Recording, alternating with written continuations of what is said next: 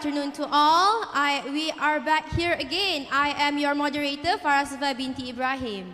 How was your lunch break? Was it short?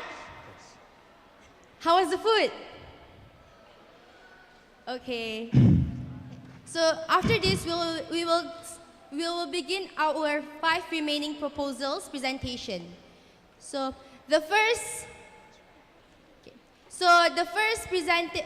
presenter after the lunch break, let's invite the representative from our Student Democratic Alliance IIUM, Brother Loman Hakim bin Kamaruzaman from Kuliah of Islamic Revealed Knowledge and Human Sciences, and Sister Farida Hanim binti Bukhari from Kuliah of Ahmad Ibrahim Kuliah of Law.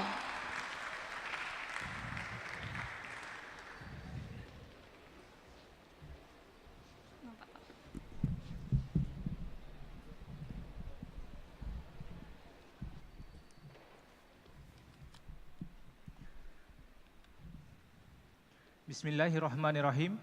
Honorable judges, leaders of student assemblies, societies and clubs, ladies and gentlemen of the floor, above and below. Assalamualaikum warahmatullahi wabarakatuh. My name is Luqman Hakim bin Kamaruzaman. And my name is Farida Hanim binti Bukhari. And we're representing Students Democratic Alliance of International Islamic University Malaysia. Ladies and gentlemen, before we begin, I would like to quote a quote from Meredith Lewis, who wrote Students' Activism in Malaysia. She said, "Let not a future historian write for us. They were an uninspired, convictionless generation. Their only monuments are the used dance coupons, the cigarette stubs, and the weekender." Ladies and gentlemen, are we the youth? Are we the students uninspired? Are we convictionless? Or do we know only to have fun during the weekends?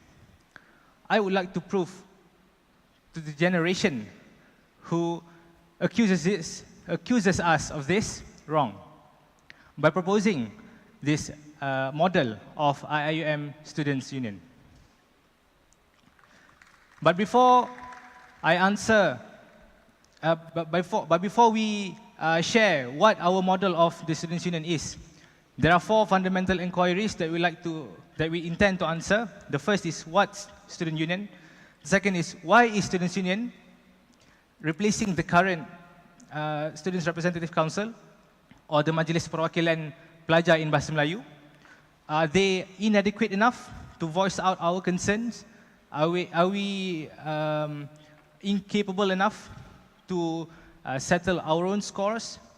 And how is Students' Union any different from the current system? And lastly, how is the system stands autonomous?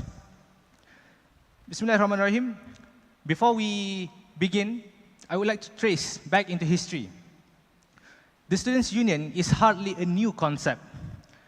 In 1949, in a response to 1949 report on higher education and merger of Raffles College and medical colleges, they called for a university student union. And so medical and Raffles College Union was formed. And later on, they transitioned into what is known as the University of Malaya Students' Union. The word Students' Union there in 1949, does it ring a bell? Of course it does. It's akin to our Students' Union. So it's not a new concept. Next is to introduce the significance of the students' power. I would like to draw on the demonstration of Baling.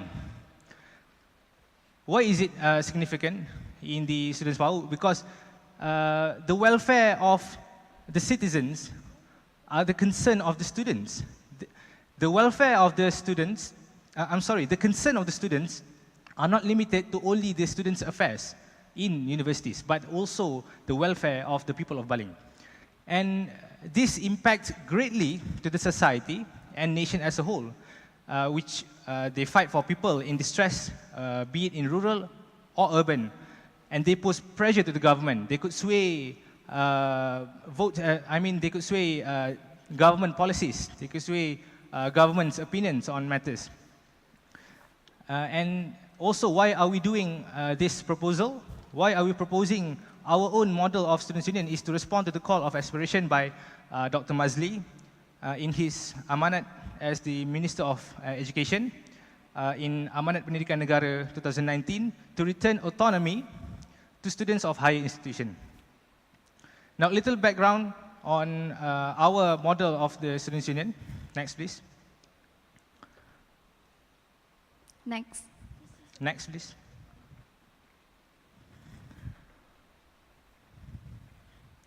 Our idea of Students' Union is to propose a more efficient, authoritative form of Students' Representative Council in terms of students' autonomy and transparency.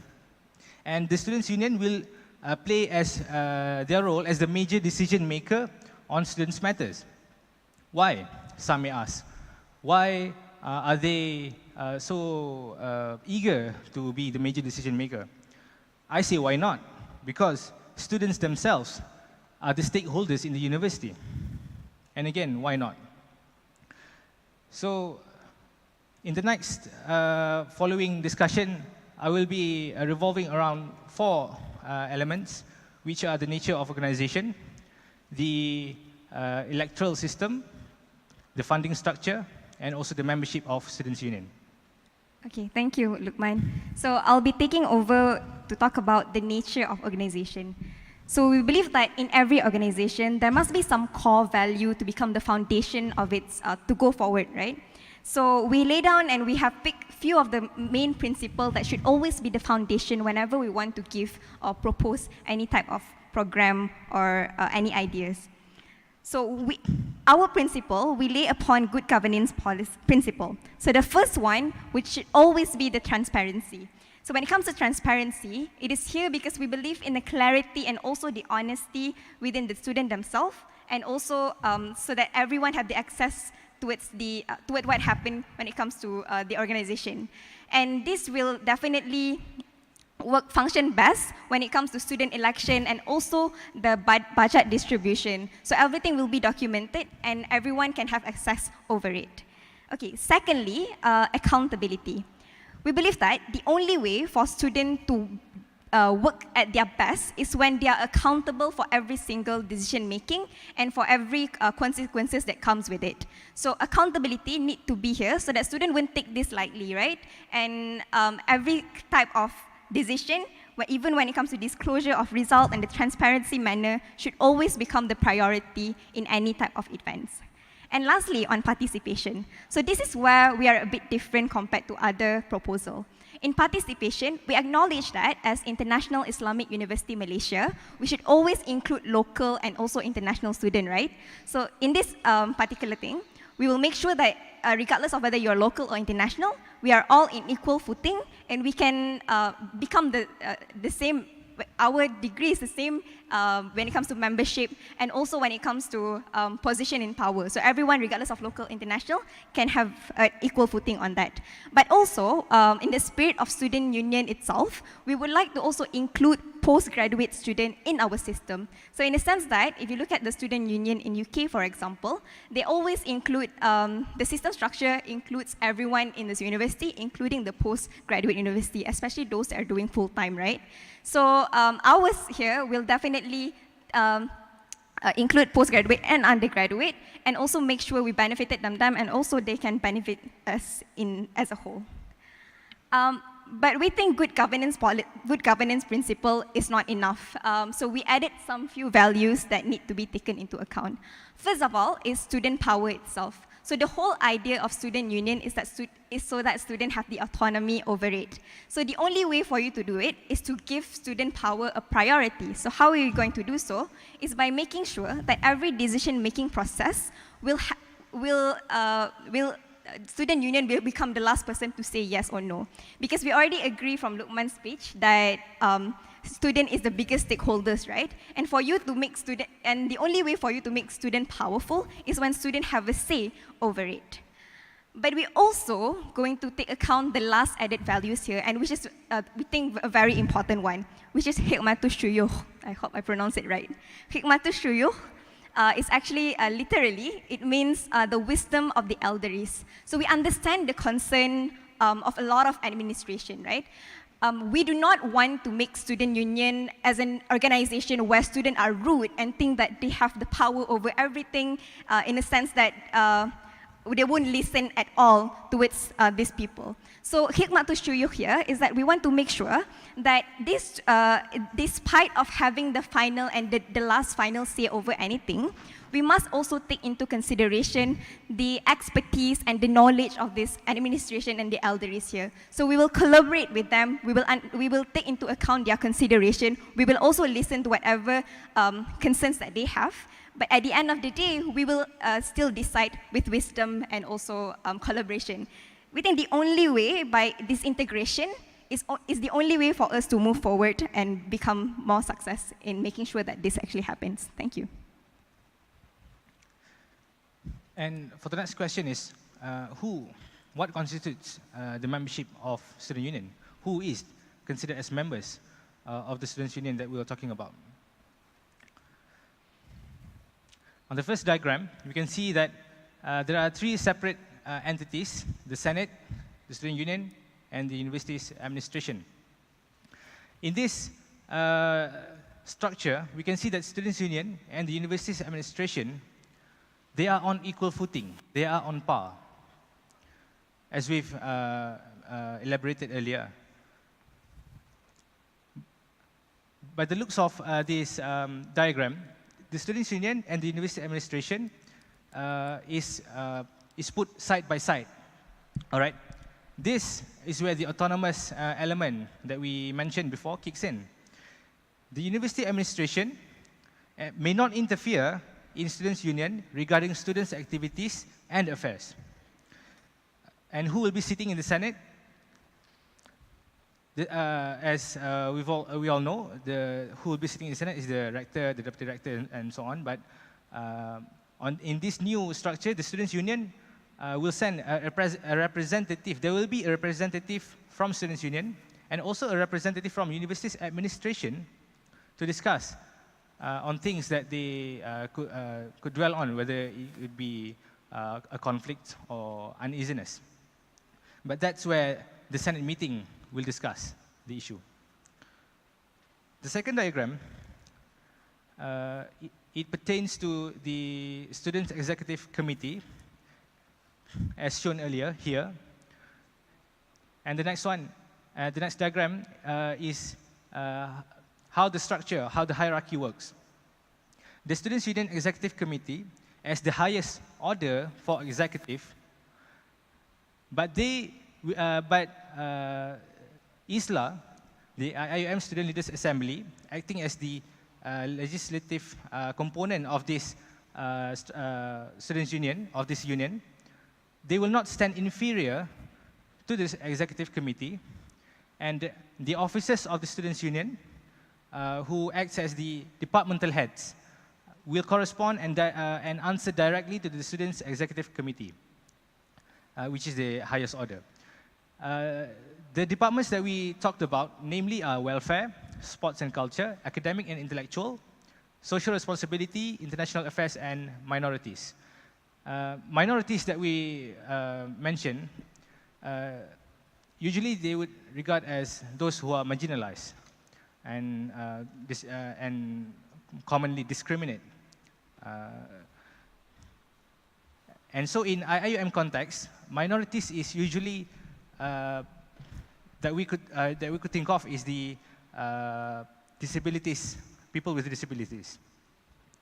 And the officers instead, officers in Budi, officers in Citra, and officers in Kuliah Based Societies, they will not be the, in this structure, we maintain the structure of the officers instead, Budi, Citra, and Kuliah Based Societies as the current one right now. But in terms of power, there are limitations to it. But why do we maintain such structure? Why don't we just revamp it to just uphold students' power, and they should not be included even in the structure. But we maintain it. Why? Why is such?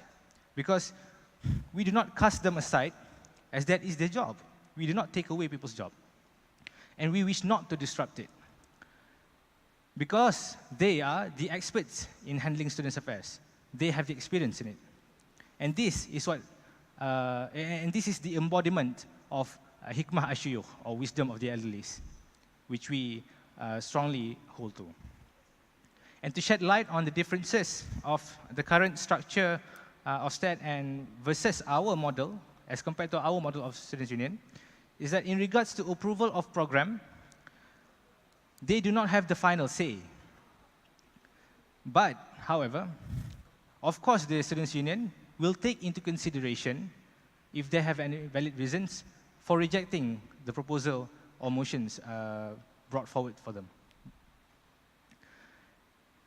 And in the membership of Students' Union, the representative officers of Student Union that we provided here, it means that they are the executive committee and they are the officers of the Student Union, which includes all the departments that we mentioned.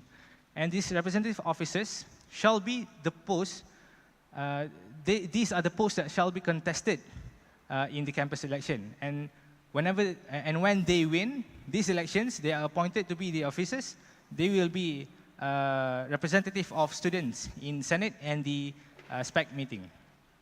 For the tenure, we discussed that it should be appropriately 1 year actively in the union and provide either one gap year of study or a minimum of 6 credit hours for both the executive committee and the officers of the Students' Union. As for the salary, we intend to let it be determined by the Senate, and the salaries should be paid until the day of resignation.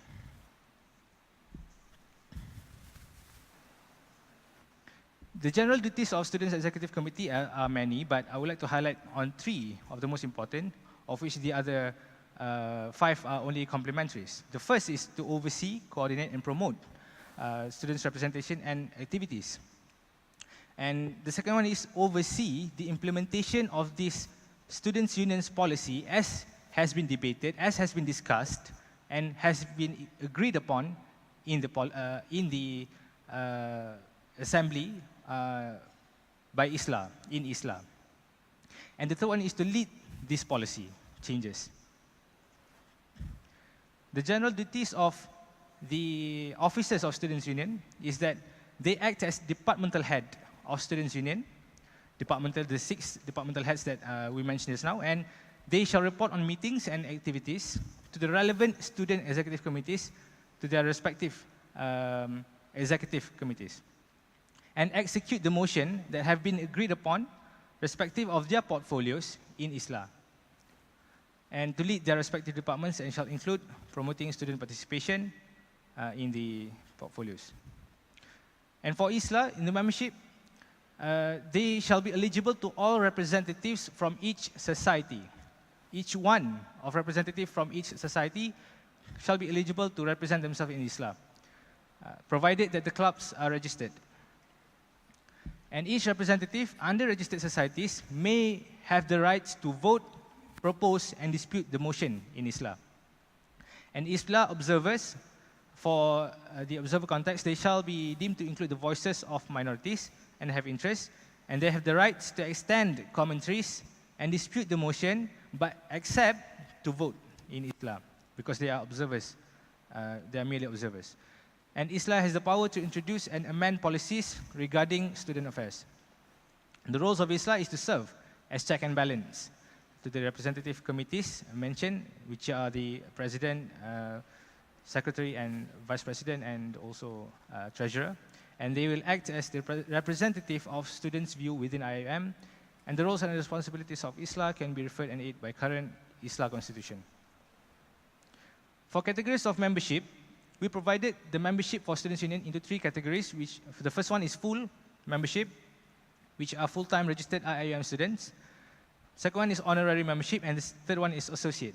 Honorary membership made up of academic and administrative staff.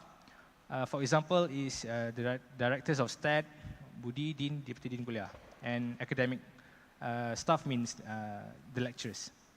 And for associate membership, they are the postgraduates registered as continuing students. They are occasional students. Occasional students sometimes could mean that they are the exchange student and also part-time students. For this category, for full membership category, they have the right to vote and propose in the assembly. And for associate membership, they will act as a mere observer. They cannot vote, they cannot propose a motion, but they may extend their opinion in the assembly and may even pose a query. During the assembly. And the last one, for honorary membership, they will participate in an assembly, in the ISLA assembly, only upon invitation.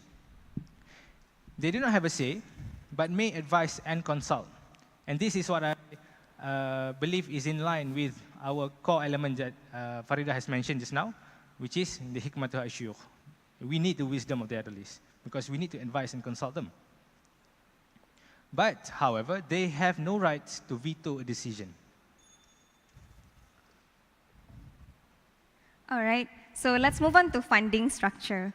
On this part, I'll be talking about the current funding structure in IIUM, and also what are we proposing as a counter proposal over the current system. So first of all, currently, separate entities that the student club needs to see in program of budget approval is like STAT, Budi, Chitra, and also KBS. So whenever students want to make any programs, they will usually go to this individual department and will ask for budget approval from there on, right? So it also means that something like SRC will also have to go through a STAT whenever they want to make whenever they want to get a budget approval. So what are we different?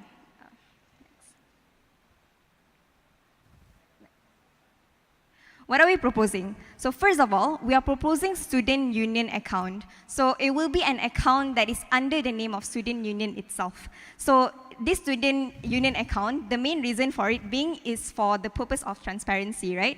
Because currently, students do not know how many budget were allocated for certain division. So we want to make sure that students also know where the money goes and how much the money goes and how a certain division get a certain different allocation of money.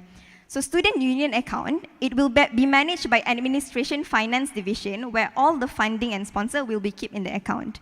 But they are not subjected to approval of finance division regardless of the amount of budget that they want to use. It means that even though the account itself will be managed by the finance division, but when the student union wants a certain budget and it already being approved in the Senate and also in the ISLA meeting, right? The finance division cannot have a final say and cannot say no when it comes to allocating the budget. So budget approval is independent from any division or from any financial approval procedure for any student activity department. And how are we going to make sure the approval process is by participate in student executive committee in spec meeting and also senate meeting. So whenever we have spec meeting and senate meeting, we will send our own student executive committee to make sure that there is a form of check and balance, right? So there is admin people, there's our people, so that people know and it wouldn't just be like currently, if the admin say no, then it's no. It's going to be more clear as to why we need a certain program and why we need a certain budget. And that all going to be discussed further. Third of all, next, is on student budget distribution. So student union currently are the highest approval with regard to the student activities budget distribution. Administration of finance division will be responsible to keep all the monies, right? So when it comes to budget student distribution, what kind of budget that we mean? So when we pay our monthly fee, every student will also pay 25 ringgit for their co-curricular activity. Currently, those money goes to MRC. And that is, so what are we proposing here is that instead of the money go all to all go to MRC, we want to make sure that the money actually going to be distributed well. So how are we going to distribute it? Is by doing Islam meeting. So doing Islam assembly, we're going to make sure that there is a certain percentage allocated towards different division. This includes student union activity, start, kuliah, citra, budi, and also, so that's it. So it means in the meeting itself, where different departments send their own representative, and then we're going to discuss on the amount and the distribution of over the 25 ringgit that the student have paid. So the percentage can be either 20%, 20%, or it can be like different percentage as well, right? Depends on the kind of programs that we have. So fourthly, when it comes to sponsorship, so any type of sponsorship that were given directly and it was initiated by the student themselves, if it's for the student union, then it will go to the student union account that we proposed earlier. However, if the sponsor is specifically for Start, Budi, Citra, it was a sponsor that they initiated, it will go to their account. The difference here is that even though those sponsor goes to these respective people, they don't go to student union. Okay, student union is up there, Start, Citra, Budi is down here. If the sponsor goes to student union, then it will automatically go to student union account.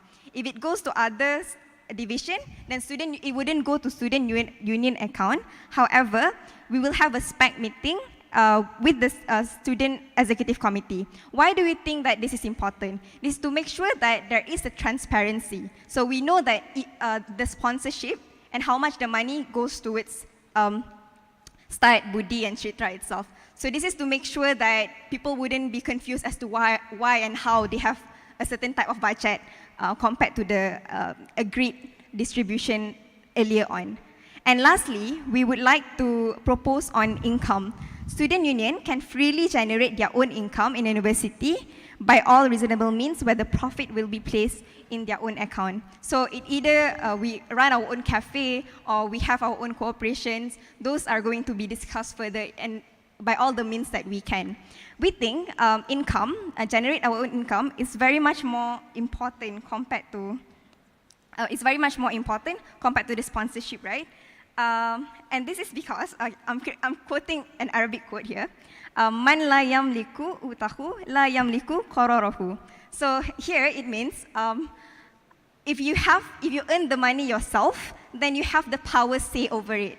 So where the money goes, at the end of the day, you will have the say over it because you create the money yourself, right?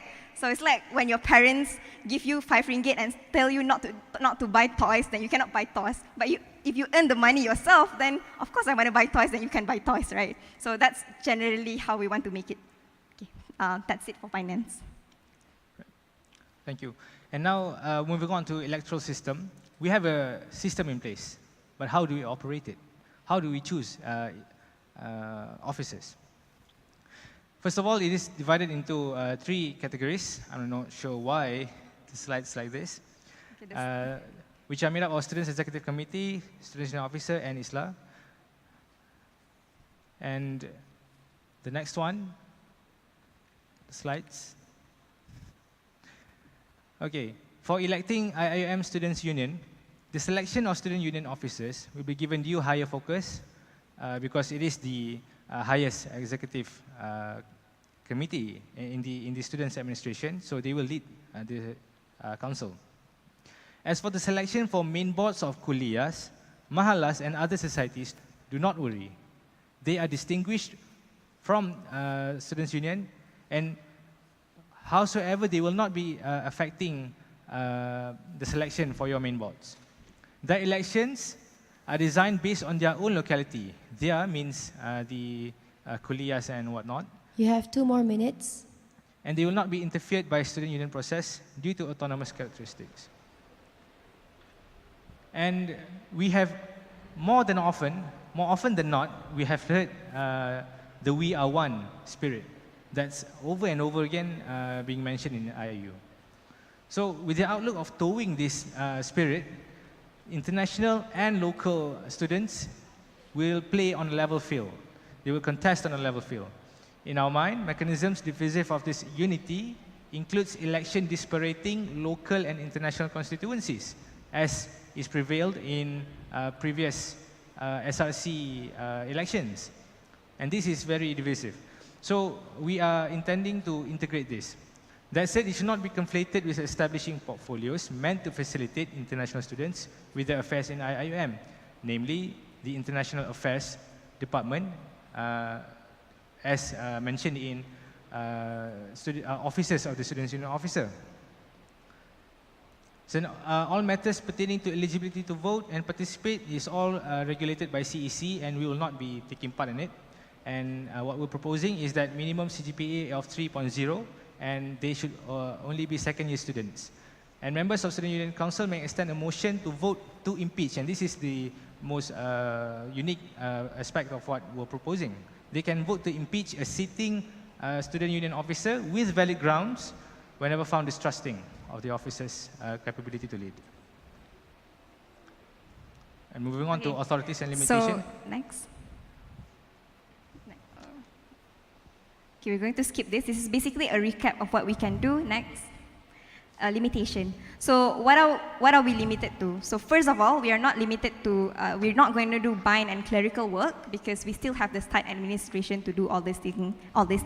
And secondly, we are not going to involve in lecturers' affair and administration, like we already explained therefore, in the beginning. So I think that's it for our presentation.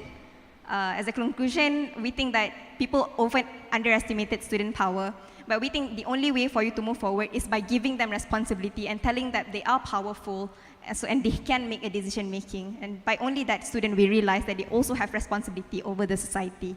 So thank you. Thank you, the representatives from SDA IIUM, for utilizing the whole 30 minutes that was given to them. So those who are interested to ask questions may proceed to the nearest microphone.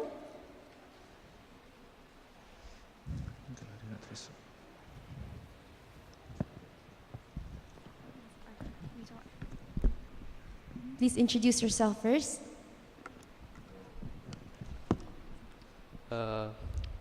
Hi, my name is Nirmal Singh from UTM.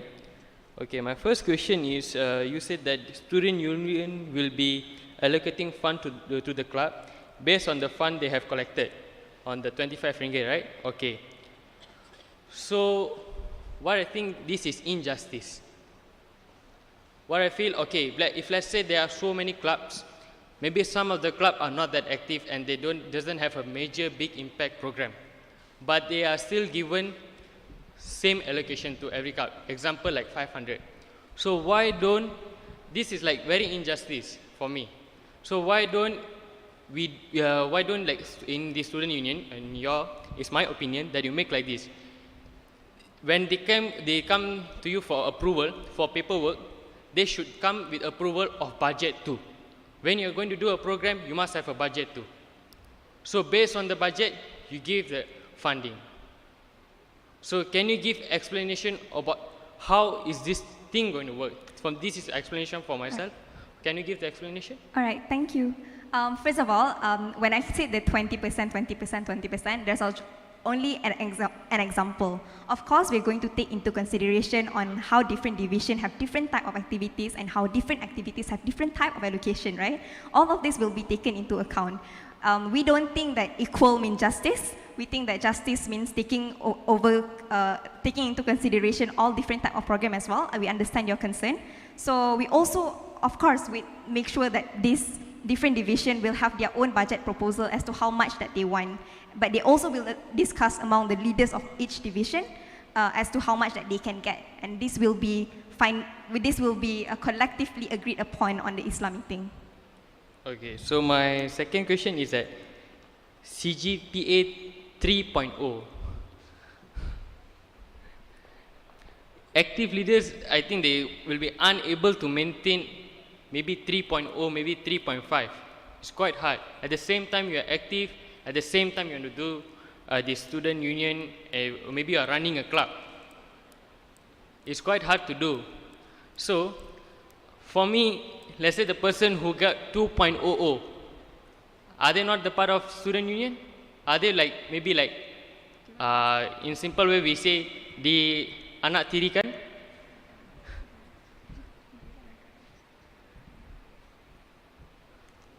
Are you done? Yeah. Okay. Can I answer? Okay.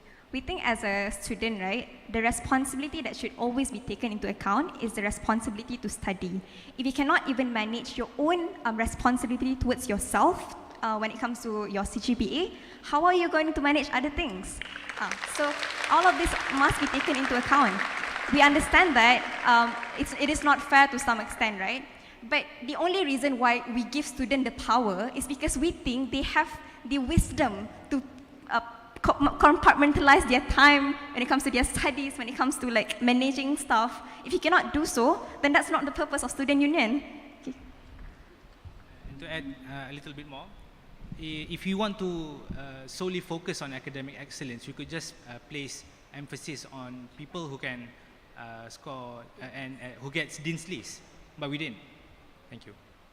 I think 3.0 is reasonable enough. It's not 3.6, 3.5. Okay, thank you. Thank you. Assalamualaikum dan selamat tengah hari. Nama saya Siti Nuriza. Waalaikumsalam. My question is, just want to add on the same category lah, CGPA. So, your organisation state in the proposal on CGPA requirement, which is a credential requirement. Can you explain what is the basis on this requirement? And do you believe this credential requirement is in line with the spirit of seeking knowledge and it shows the intellectual side of students? Because in my point of view, the credential requirement is just one of the methods to differentiate students, making one person being more privileged than another person to contest, while the spirit of student union is to bring a union that subscribes the idea of equality, which everyone should have equal space, equal chance, regardless of their performance, races, skin color, and even gender, as long as they have the capability to go for it, because at the end of the day, students will be accountable for their own self. And one more thing, I think that this credential thinking need to be changed into this generation, because if we agree with this, we are contradicting ourselves with the spirit of student union by saying that all members of union in university are equal whatsoever, but if you said if your CGPA is just so or less than another, you get less space, less chance, and less opportunity as well. Thank you. Okay, thank you for the question. What we have in mind is actually student union who lead people who lead student union should be an icon, right? They set the example. So if they themselves cannot prove to be iconic to score 3.0 and above, then might as well they not participate from the beginning. It defeats the purpose of being a leader, to show a good example to your subordinates. When you mention other criteria like gender or race and all, those are the traits that we cannot control, right? And that's why we say that everyone have equal footing, whether you're international or local in those sense. But when it comes to CGPA, it's something that you can very much control. And we do not want, because you're very active in student union, then you do not come to class, you're very rude with your lecturers, and lecturers will have like a problem with these students, right? Why is she not focusing in my class? Why is she only focuses on her thing, and this will become another problem within the community, right? We do not want to make that happen. Okay, thank you. Assalamualaikum. My name is Nur Jannah. I think it's very interesting that you mentioned about Himatu Shuyo in your presentation. However, it is something that never been mentioned from the previous presentation. But I want to know to what extent do you want to consider or referring to the Shuyo in your system, because we want to empower the student autonomy itself, right? So to what extent or to what point do you want to refer the Shuyo? That's all. Thank you. Okay, thank you for the question. First of all, this is an infant phase. I mean baby steps, right? So we cannot just absolutely implement that the students hold the absolute power. We still need guidance. We still need the consultation, advice of the people who are experienced in this area. Because, like it or not, Malaysia is not like the UK, where the Students' Union have been established since the 1800s. They even have their own buildings. They even have their own funding structure that is more independent compared to what we propose today. Because in that said building, they have their own business conducted even by the students themselves. So we cannot equate Malaysian context with the overseas. Thank you. Assalamualaikum and salam sejahtera. My name is Kaisha from IIUM. I have a question about the type of membership you are giving it, which is there's 3 types of memberships, right? And my question is, as you said, student union is to undiscriminate students and help student voice. Why you implement types of membership which looks to me like discriminating their rights, like for the second types and the associate types and honorary types? Why do you prevent them from the right of vote?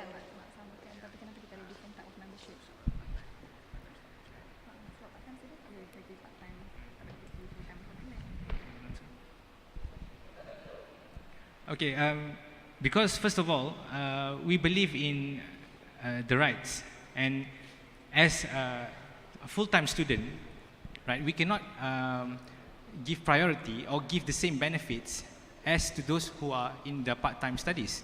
So I did my exchange studies outside of Malaysia, but I don't believe that I can have a say in their university, because I've only been there for a while, and then suddenly I want to propose a motion, a policy, right? So it's irrational for me to do that. So that's one example, like exchange student, and then like part-time students. I don't believe that they have the time to participate, to be committed fully in this program, in this union. Hence the part-time studies that they did, unless they are full-time student, full-time postgraduate student, full-time PhD, full-time master student, then they are given the same rights as those who are undergrads, but provided that they are full-time student. No discrimination here, only that we give credit where it's due, or we give there's a difference between equality and equity. Okay, thank you. Okay, hold on to your question. We have one question from the judge. Okay, good evening. I have one question for you. Based on your proposal that you have submitted, you stated that, hold on. Okay, students hold a huge role in setting the political conduct, policy makings. So as far as I'm concerned, the constitution, made by the university, they have the selective committee which they look over it. So, excuse me, sorry, could you point out where in our slides did we mention that? It's in your proposal. It's in your proposal. It's in your proposal, not in the slide. It's in your introduction. Okay? So as far as I'm concerned, student union is totally different from students' representative council. By that said, you must have 2 different constitution, correct? So, but then SRC constitution is under the supervision of the students' affair. So how about student union? Because also based on your proposal, your student union located directly under Senate, all right? You are at the same level as the university administration. This doesn't give you autonomy because you are still under the Senate. So by that saying, please clarify me on how are you going to build your constitution if you are located under the Senate. Right, thank you. Having a constitution, I agree, may not give us the full autonomy, because even in clubs, in clubs today, we even have our own constitution, but that doesn't mean that we are independent from the university. I agree with that.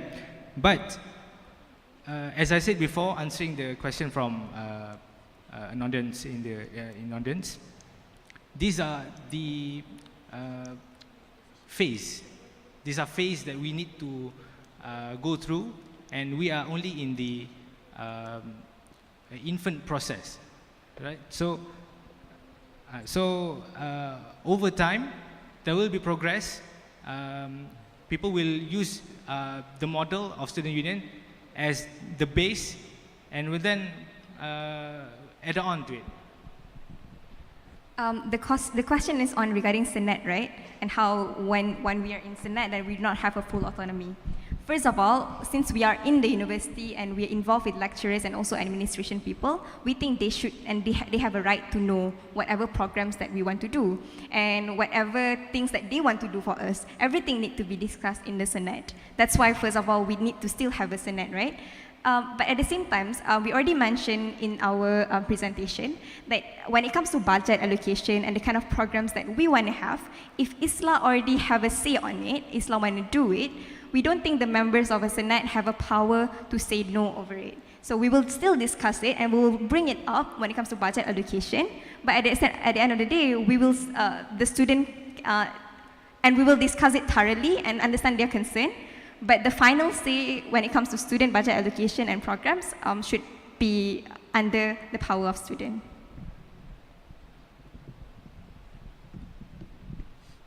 Okay, we can only accept 2 more questions, so I will have to pick 2 sisters over here because they came first.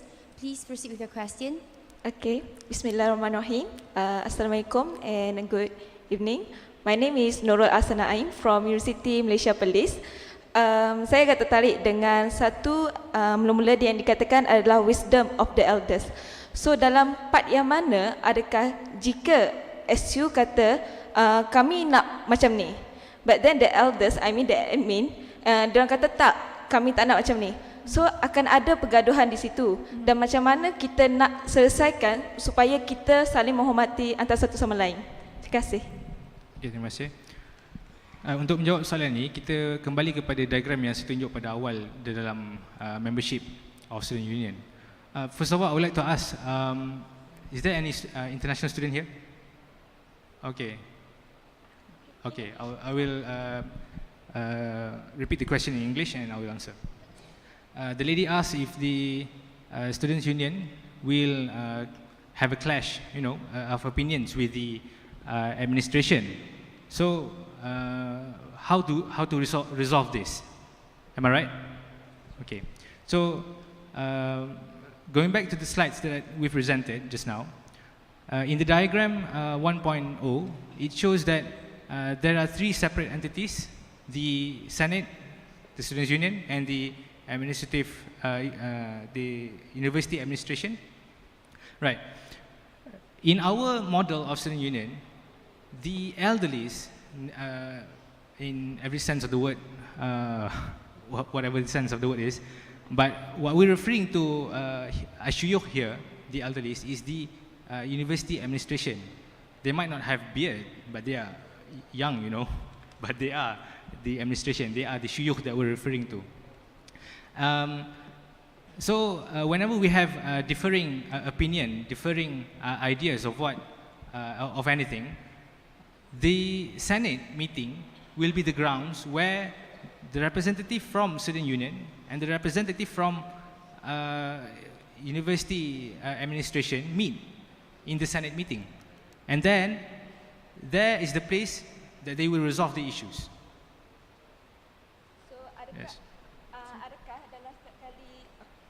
So adakah dalam setiap kali clash? Could you ask the question? Oh, okay. So is it every time there is a clash? I mean, during the activities, during the budget. So the meeting should have done every time. Okay. As for the programs and for these menial tasks, menial issues, it has been overruled that for whatever reason, the final say will be in the hands of the student union. That's the final say, nothing less. But if they have reservation, if they have any differing opinions, again, they will issue this forward into the Senate meeting. Thank you. I can only allow for one more question. Please proceed. Okay, hi. Nama saya Syazwani, saya alumni UIE. Okay, saya nak tanya berkenaan dengan objektif, prinsipal yang SDA cadangkan tadi. Okay, kalau kita tengok history waktu zaman UM dulu ditubuhkan Student Union, mereka ada dua prinsip yang mereka pegang, iaitu University Autonomy dengan Academic Freedom, which is tak ada dekat korang punya proposal. So korang punya proposal dia ada sebut pasal student power dengan hikmayatul syuyuh. I'm sorry, we have actually international students here. Could you repeat your questions in English? Okay. Oh, okay. Okay, let me talk in English. Okay, my question is, how these two objectives, hikmayatul syuyuh and student power, not contradict with each other? If you say that you want to talk about student power, student autonomy, as but you said that you need to refer to the hikmayatul syuyuh, and who is actually hikmayatul syuyuh that you define in your proposal? And also, and I want to ask about ISLA. Actually, what is the role of ISLA in this proposal? Because you said now, you said that they are legislator, but when I read the proposal, it is executive. So actually, ISLA, what is the role of ISLA? Okay, so we still cater to student power because that's the original idea of student union, right? We want students to have the final decision making and a say.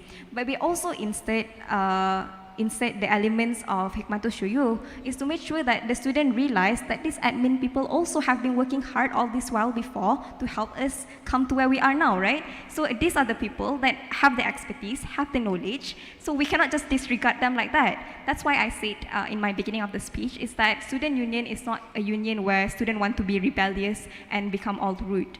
That's why collaborating in university where you have your elderies, where you have your lecturers, you have your administration people, those are the people that we need to work very much closely with. So their opinions and their concern must be listened to despite of students having the final say over anything, if that answers your question. So the hikmayatul syuyuh is the administration? It's the administration people, yeah. So when the administration is like corrupted, so how the student react about that? So you want to define that it is a rebellion act or what? If the administration is corrupted, yeah, then we're not going to support any corruption. So how you still report to them? Sorry, but the time is up. You have the option to answer the question or not, because the Q&A session is up. Okay, thank you. Can we answer or not? Sorry, can we answer? Proceed with, but be very quick. Okay, so that's it, is it? That's it. Okay, yeah. So basically that's it. Thank you. Okay. Well, that was a heated discussion for the proposal presentation from the Student Democratic Alliance of IIUM. Thank you so much to those who participated. And thank you to the presenters, Brother Luqman Hakim bin Kamaruzaman from Kuliah of Islamic Revealed Knowledge and Human Sciences, as well as Sister Farida Hanim binti Bukhari from Ahmad Ibrahim Kuliah of Law. So how was it? How was that presentation, everyone? I know some of you guys are eager to ask the questions, but we have very limited time. So let me review back how the presentation works. The presenters will get 30 minutes. The first bell will be rung during the 20th minute to remind them that they only have 10 more minutes to present. And finally, the bell will rung twice to remind them that the time is up. And also, the Q&A session will be done for 20 minutes. So to those who want to ask questions, you may line up even before they finish presenting to reserve your spot. Okay? So next, we'll proceed with the fifth presentation of the proposal for the establishment of IIUM Student Union. The representative from Harmony Kuantan, Brother Tuan Ashraf Faiz bin Tuan Anwar, the representative from Kuliah of Science. Sorry, he is currently putting on his microphone. Okay, there he is. Welcome, Brother Tuan Ashraf Faiz bin Tuan Anwar.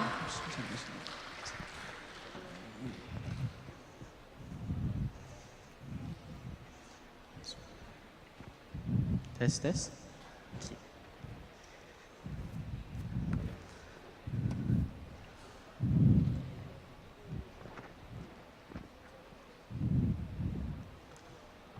Can we use this? Okay.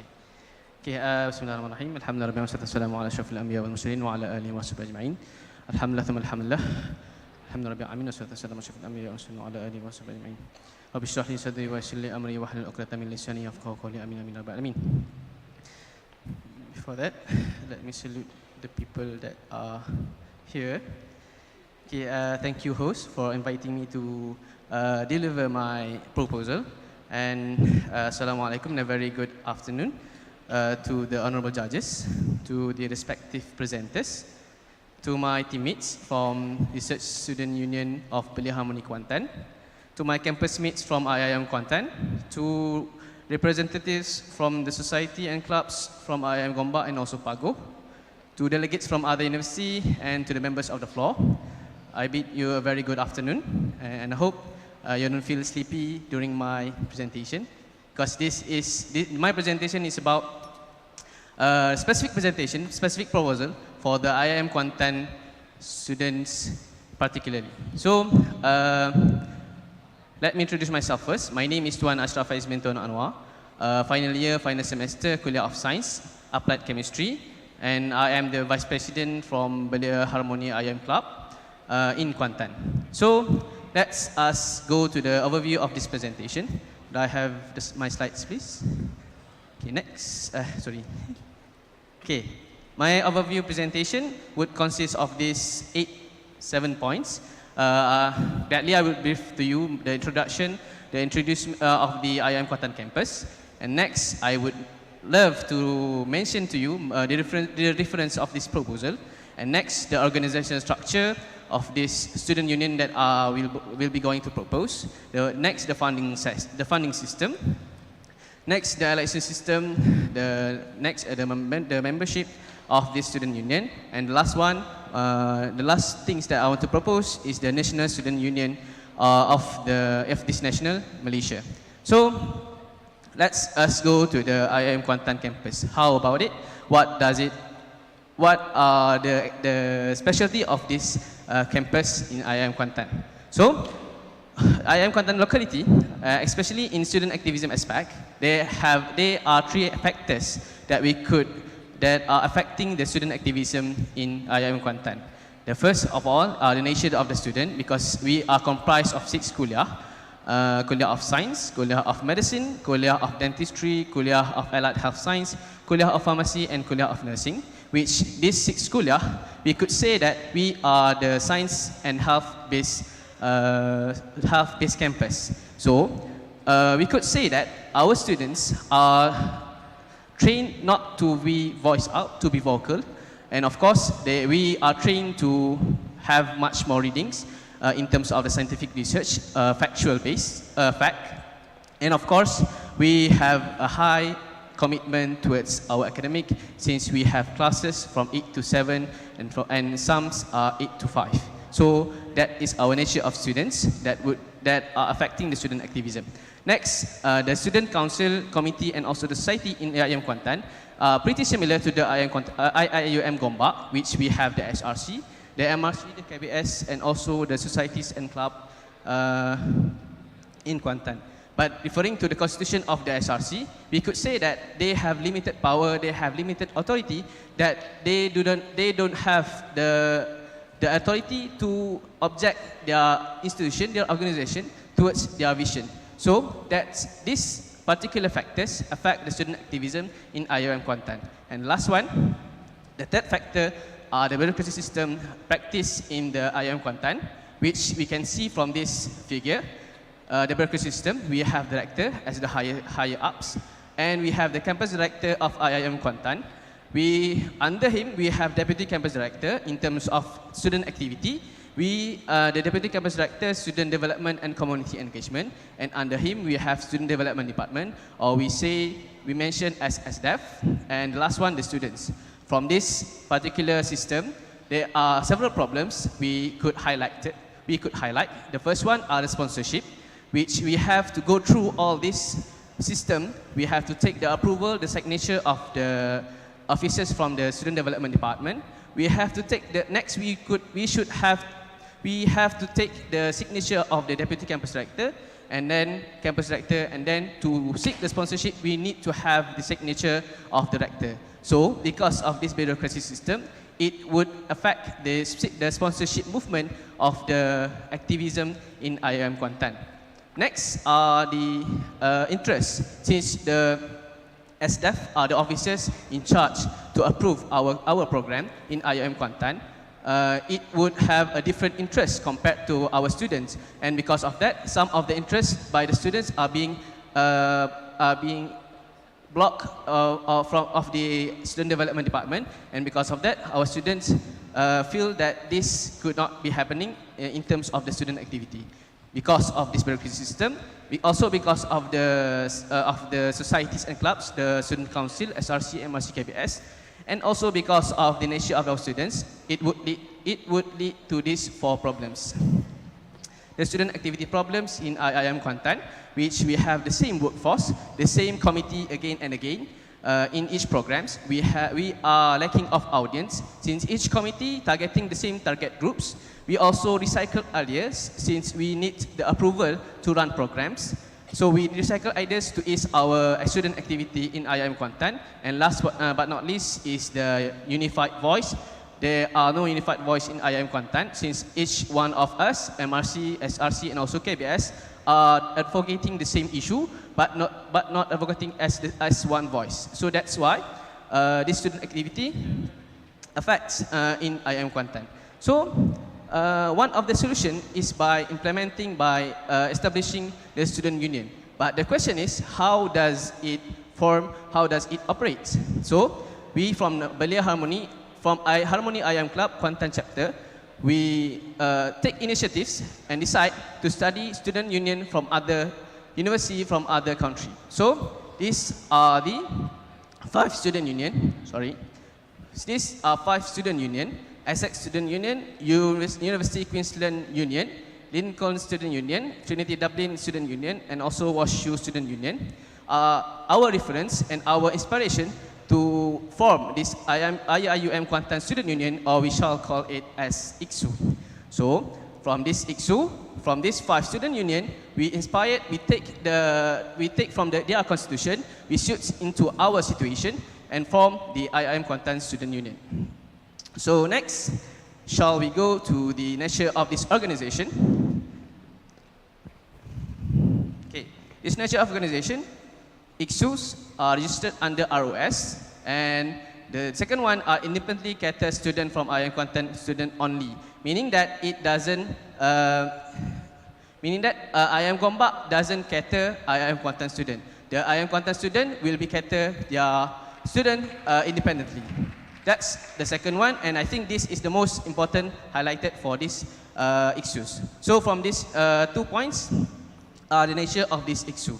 So next, the structure of the student union. We have these 5 layers.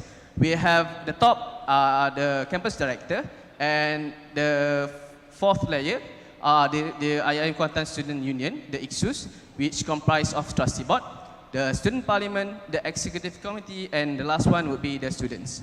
And let's go one by one, starting from the campus director.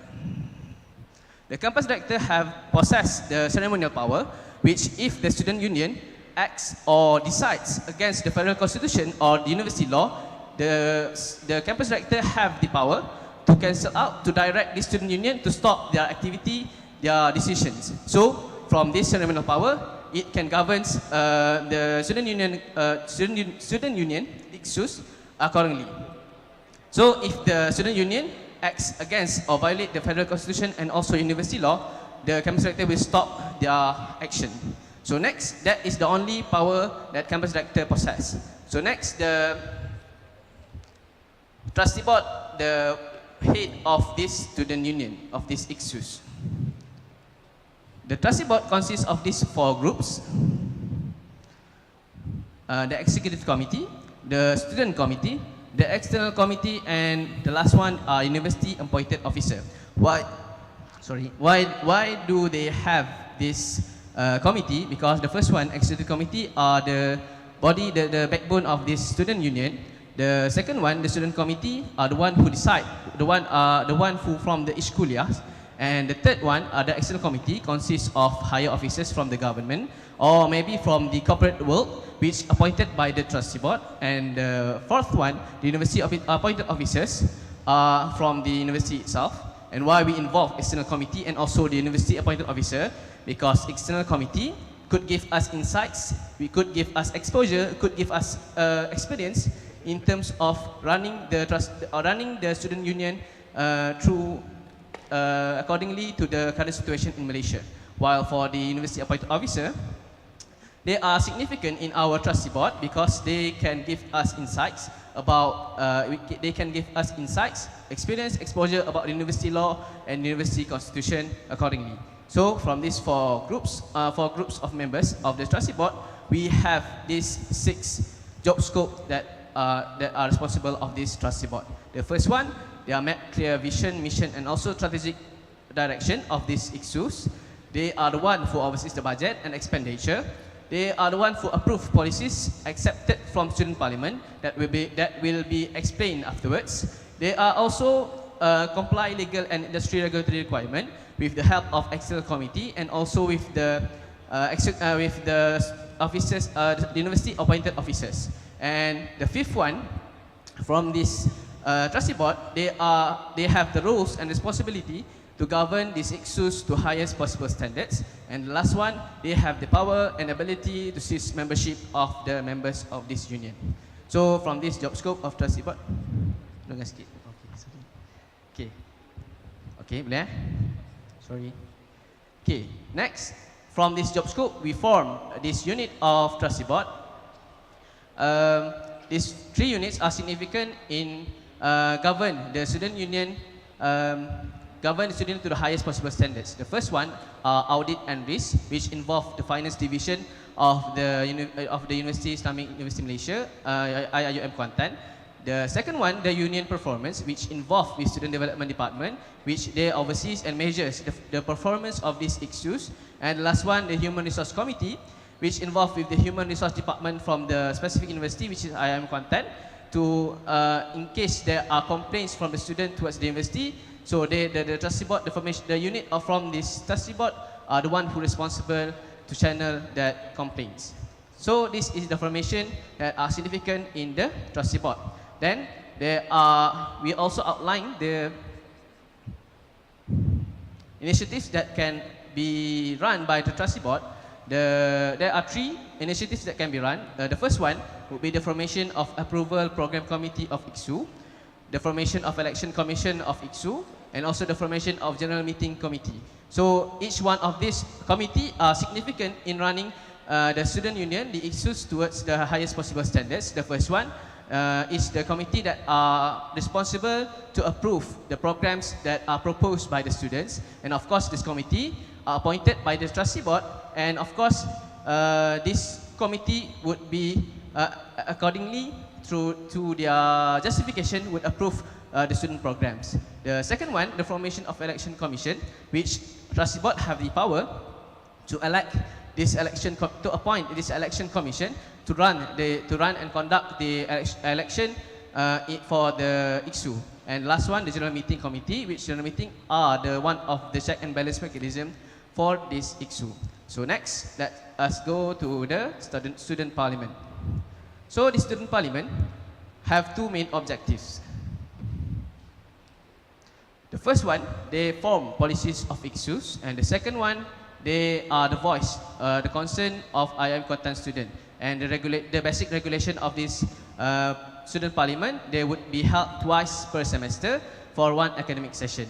And from these policies, there are several members of this parliament, which consists of these 8 points. The first one, the student committee.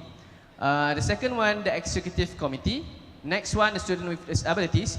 In IIM Kuantan, we are proudly represented by the Ibnu Maktum Club, or for short, IMAC. The next one, the fourth one, the societies and clubs representatives. The fifth one, the media practitioner or journalists that are licensed by the IISU.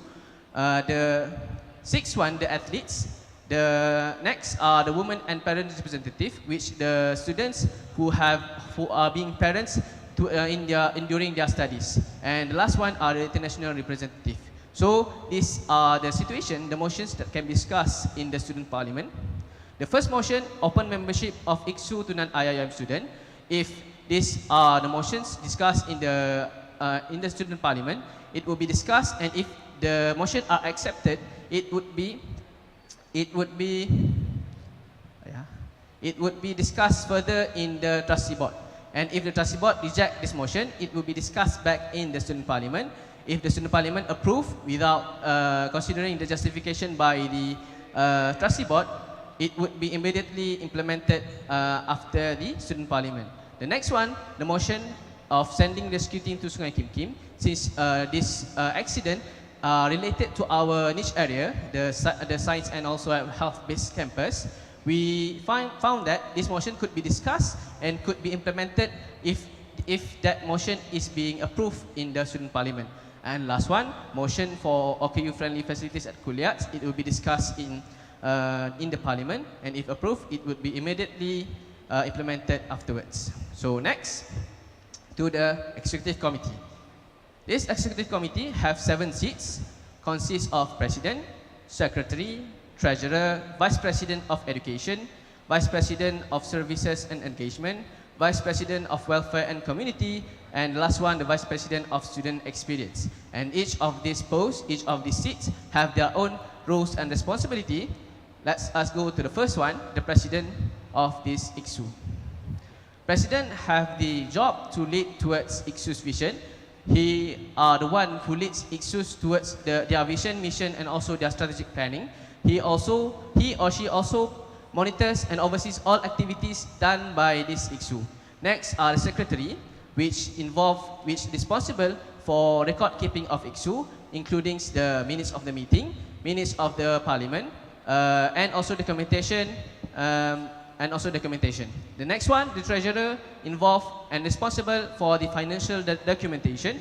He or she also oversees the transaction, the money flow, the financial account for this IIXU. So next, towards the vice president of this 4 position, they have 2 aspects. They have the general authority, and also they have obligation in this particular position. For general authority, each vice president have their own authority in acquiring monthly report from their areas of authorities. They also have the authority to involve in policy making of their areas of authority, department in charge, and also they have the power, they have the authority, they have the ability to form council consists of the members of the union. And the obligation for each vice president, they compulsory to entertain each complaints done by the members of the union.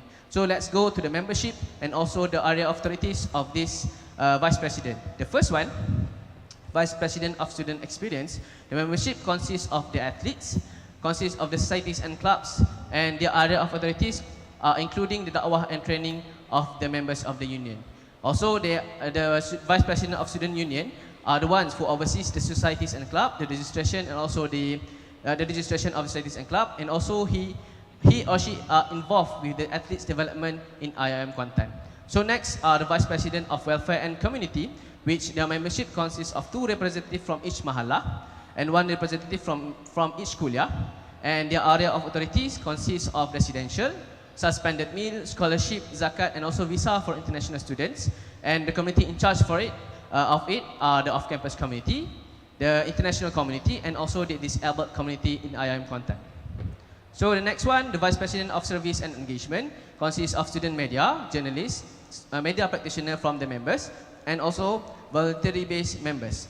Area of authorities, including the library, kiosk, student-driven entrepreneurship, and also the transportation unit of the university. And since the vice president of service and engagement are the one who license the members of the union to be the media practitioner and also the journalists, they also can direct or object towards the web management, podcast, newspaper, and also bulletin of the IIXUs. So next are the vice president of education, which members are from these 2 representatives from each kuliah and 1 representative from postgraduates. The area of authority, academic registration, AMAD, skill class, self-pad, internship, attachment, and clinical posting. Since our campus consists of students that have clinical posting and attachment. So the vice president are the one who in charge and responsible for this type of authority. Next, the smart unit and lecturers through SFSS survey that we fill every semester. So next we go to the check and balance mechanism in this student union. So there are two situations that I want to highlight. The first one is abuse of power or violate of power done by maybe the trustee board or also the executive committee. The second one are the static or the stagnant movement of the union. So in first situation, if there are evidence of violating of power, the first one they could refer to is to the report trustee board. The members of the union could report this to trustee board, and trustee board would take action if the officers are proven to be guilty of this violating power. And the next one, if the trustee board are also involved in this abuse of power, they could request from the union secretary to hold a general meeting for the situation. The second one, static and stagnant movement. The first one, the members of the union could report this to the trustee board. The next one, it could be discussed in the student parliament. The third one, they could also request this issue to be discussed in general meeting that would be conducted by the trustee board. So this is the situation if it gonna happen to overcome the situation. So next, the funding structure of this student union. The source of funding for this student union includes these four aspects. The first one, the membership fees of the members, the university financial grant, the profit from businesses, and also donation and sponsorship from company, public, and individuals.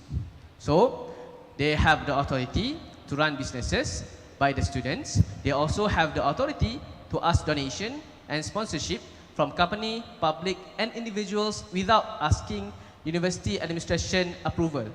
Next one, they have the financial authority to launch or to approve programs, student-driven programs without the approval of the university administration.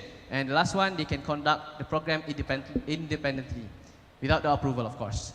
And these are the account that in this funding structure consists of these 5 accounts: the operating account, the revenue account, the appeal account, the gift account, and also the fundraising account. For the operating account, all the budgets for societies and club, also for the operating for the IIUM in this operating account. As for the revenue account, it is used for the income generated program, to use this for the running of the programs. The next one, the appeal accounts, used for if the club and society run out their budgets and have to conduct the programs, they could appeal the budget, the extra budget towards in this account, this appeal account, to have the specific items, event or speakers of their designated, of their interested things. And the fourth one, the gift account, which acquire from outside bodies or individuals from the transaction or from the expenditure by the IIUM. And the last one are the fundraising account, used for the sponsorship movement and also fundraising. So from these 5 accounts, we conclude that to these 3 situations, the first one, income generating program, it would be used to the revenue account. If the excess budget from past tenure are there, it would be transferred to the operating account to be used for the next tenure. The next one, the last one, are the sponsorship in form of other than funds. In terms of items, for example, it would be recorded in the gift account. So these are the financial situation that may be occurring in IIUM Kuantan. So next, we go to the election system. This election system consists of 2 aspects: the position that will be elected and the regulation, which are regulated by the election commission appointed by the trustee board. As for the position to elect, there are 2 positions: the student committee and also the executive committee.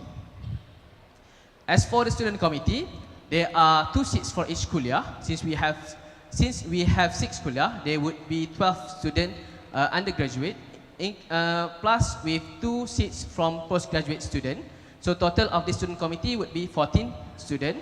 Next one, the qualification to compete in this seat, the candidates must be the second year student and above.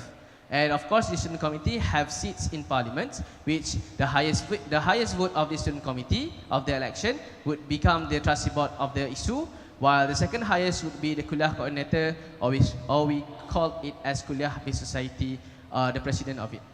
So this is the student committee, while this is the executive committee, consists of 7 seats, including president, secretary, treasurer, vice president, 4 seats of it, and it could be a full-timer officer, or also it could be a part-timer officer. The qualification of full-timer officer, it must take a gap year, and the other option is he or she must be a final year student.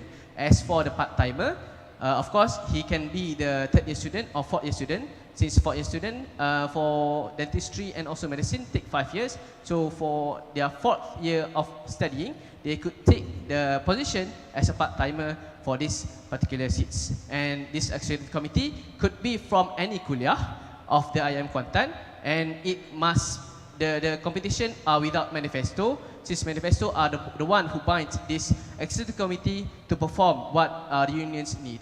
So these are the executive committee, the details for the particular position in election. So next, the membership of the student union.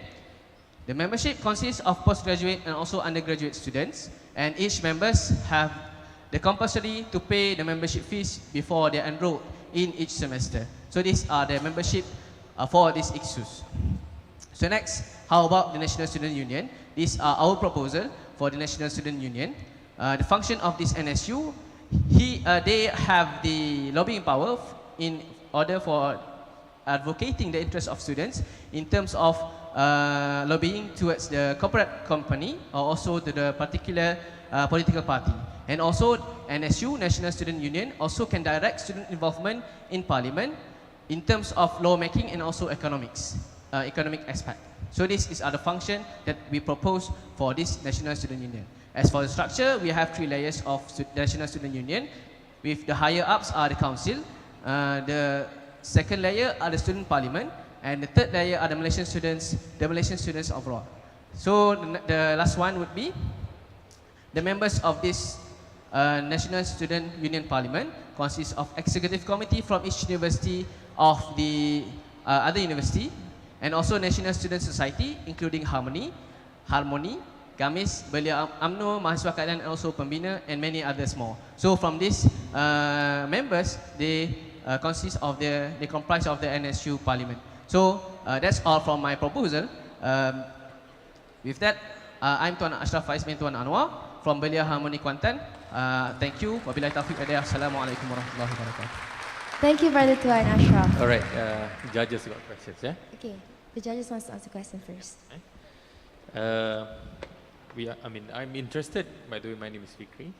I'm interested to know further, when you put campus director as the top post as per your proposal, you might want to define and elaborate further which domain the student union has the ultimate decision maker, and which domain campus director can actually overrule whatever decision made by the student union. Do you understand my question? Which domain the student union has the ultimate decision, which cannot be overruled by anyone except maybe the court of law, and which domain the campus director has the highest authorities. By domain, what I meant is either academics, co-curriculum, sports, welfares, and whatnot. So we want to know, or do you really, or are you saying through your presentation, whatever decision has to be consulted by the campus director or even trustee committees? So we want to know on that part. Yeah, thank you. In my opinion, the ultimate power of the student union would be related to their student activity, their funding, and their and their election.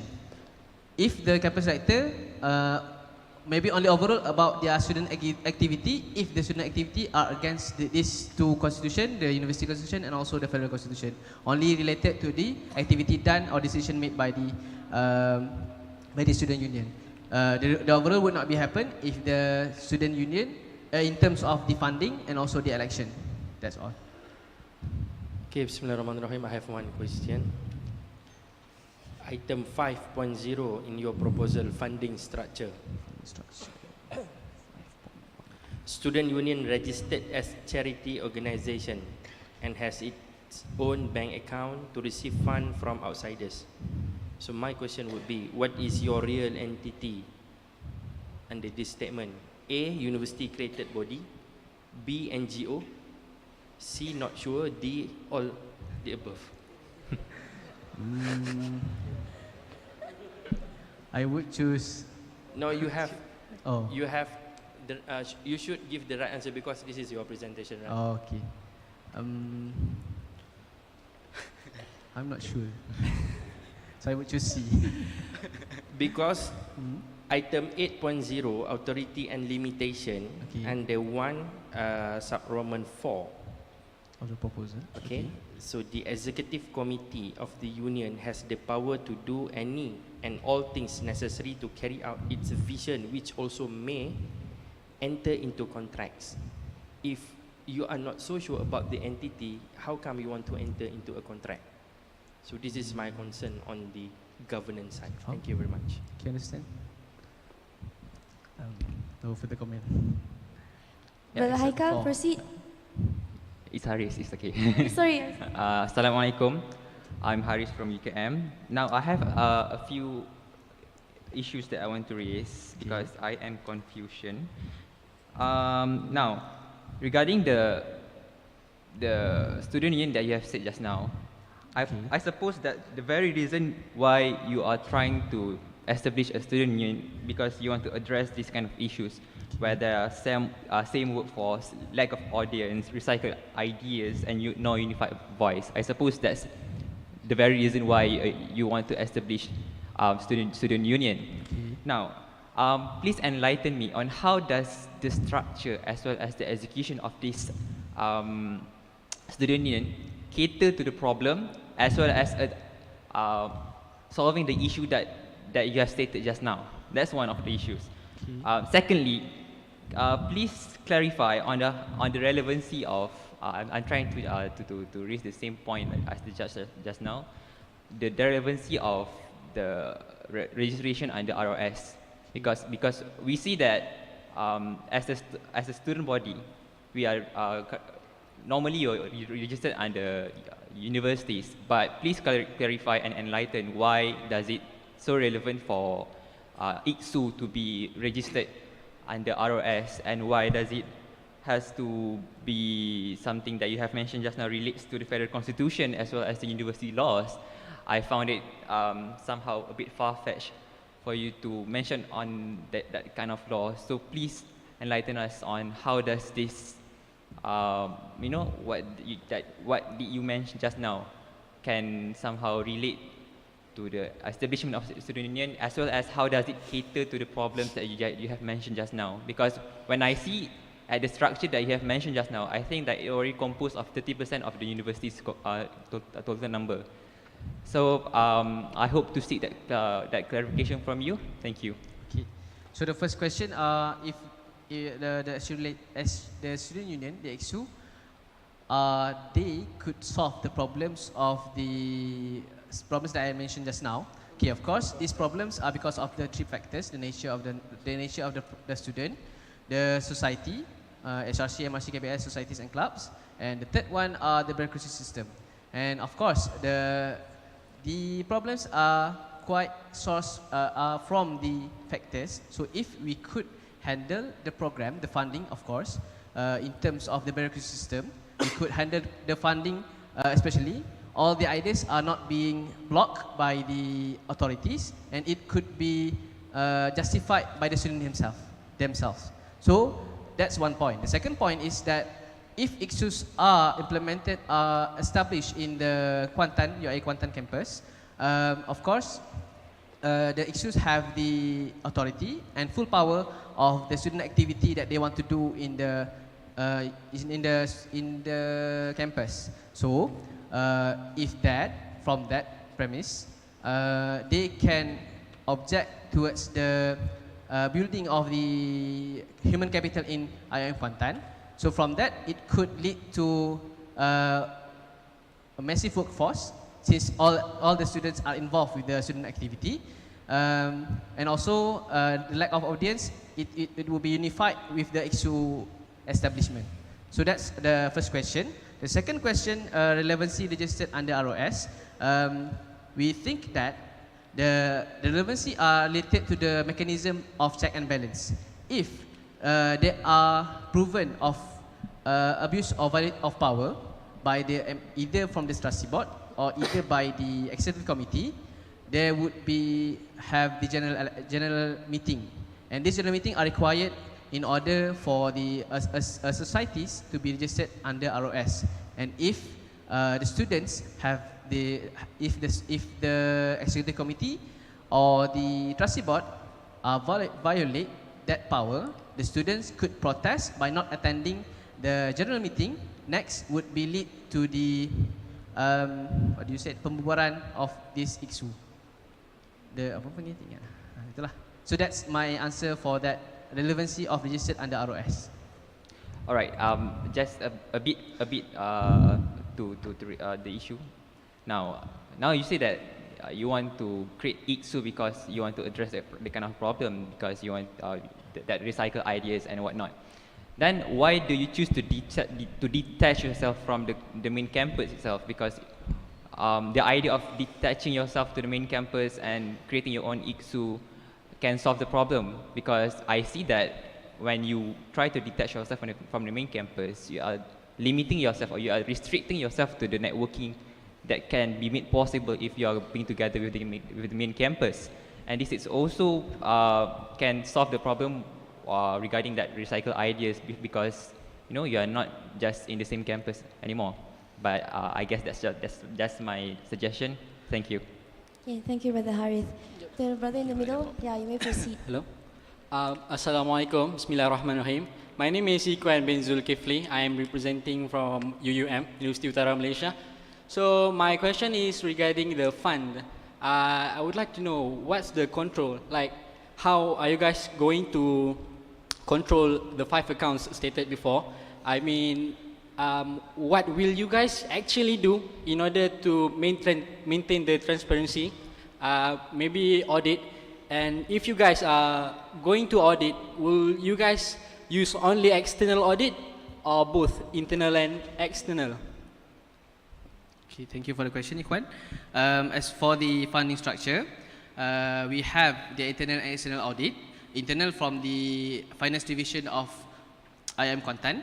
And as for the external audit, from the auditors appointed by the trustee board, if it is required for the IISU.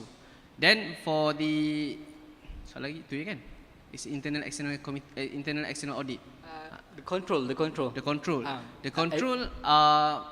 by the treasurer, and of course with signature from the, since we are registered under ROS, so from the sijil beranak daripada ROS tu, from that ROS acknowledgement, we could establish an account for respective banks, and from these banks it would require us to have signature from respective officers. So in order to IISUs to withdraw some of the monies, they would have to take the signature of the executive committee or maybe from the trustee board. So that's what are we proposing. Okay. Brother on the left? Yeah. Bismillahirrahmanirrahim. My name is Daniel bin Zubir. I'm from IIUM Kuantan. I have a few questions regarding the trustee board. Okay. So my first question is, what is your opinion? What is your story about the autonomy in this student union? Because in the trustee board, you are including university appointed officer and external committee with voting. So I'm not sure if you have already explained it, but where is the autonomy? So that's the first question. Okay. The second question is about the trustee board also. Where is the, how do you see how do you make the check and balance in this trustee board? Because what I observed from the student parliament in your version is quite weak, because it's only done twice and it only discuss about the motion or anything else. But what if there is some dispute about the approval or the budget? How can they discuss about in the trustee board? If the trustee board has did something or we think it is not fair, so how the check and balance? Okay. That's So- just the question. The last question, very definitely. simple. What is the difference between student committee and executive committee? Because so where does the student committee comes from? Okay. Okay, thank you. Okay, the first question about the autonomy of the trustee board, autonomy of student in trustee board. Of course, if you could see back to our presentation, the slides, if you can see, they consist of 4 group of members: the executive committee, the the student committee, the external committee, and the university appointed officer. So, if you could see the numbers beyond under the circle in that particular slide, you could see that numbers for executive committee have 7 numbers, which 7 members of the executive committee are the members of this trustee board. Next, the student committee have 7 members under this student committee seats, and the external committee have 3 members in the trustee board, and the university appointed officer have only 2 voting power, but 5 members in the trustee board. In terms of situation of deciding decision making, still students have much more voting power compared to this external committee and also university appointed officer. And of course, if all the students agree of the decision, and the university appointed officer disagree with the decision made by the student, they could not overrule the decision making by the university appointed officer and national committee of the student in the trustee board. So that is the autonomy of the student of this trustee board. So that's the first question. The second question, check and balance mechanism of this trustee board. As I mentioned, in the check and balance mechanism of the situation, if there is abuse of power, it would lead, the first one report to the trustee board, and the second one would lead to the conduct of general meeting. So from this general meeting, everything that the students need to know, including the budget for particular purposes like annual general meeting. Of course, it would be discussed and present the annual report activity, and also annual financial report. So from this, there is the check and balance mechanism.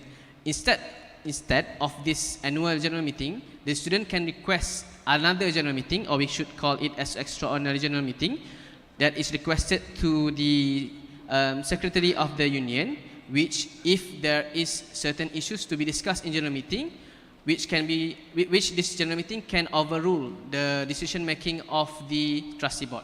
So that's the second question, check and balance mechanism of the trustee board. The third question about student committee versus executive committee. The executive committee are the seats that are compete in each kuliah. As for the student committee, only compete for that particular kuliah. So for an election to occur, for example, in my kuliah of science, there would be 2 seats, two type of seats would be competed. The first one, the executive committee consists of the president, the secretary, treasurer, and also the vice president. And the second seat would be competed are the student committee. The student committee that must be from that particular kuliah.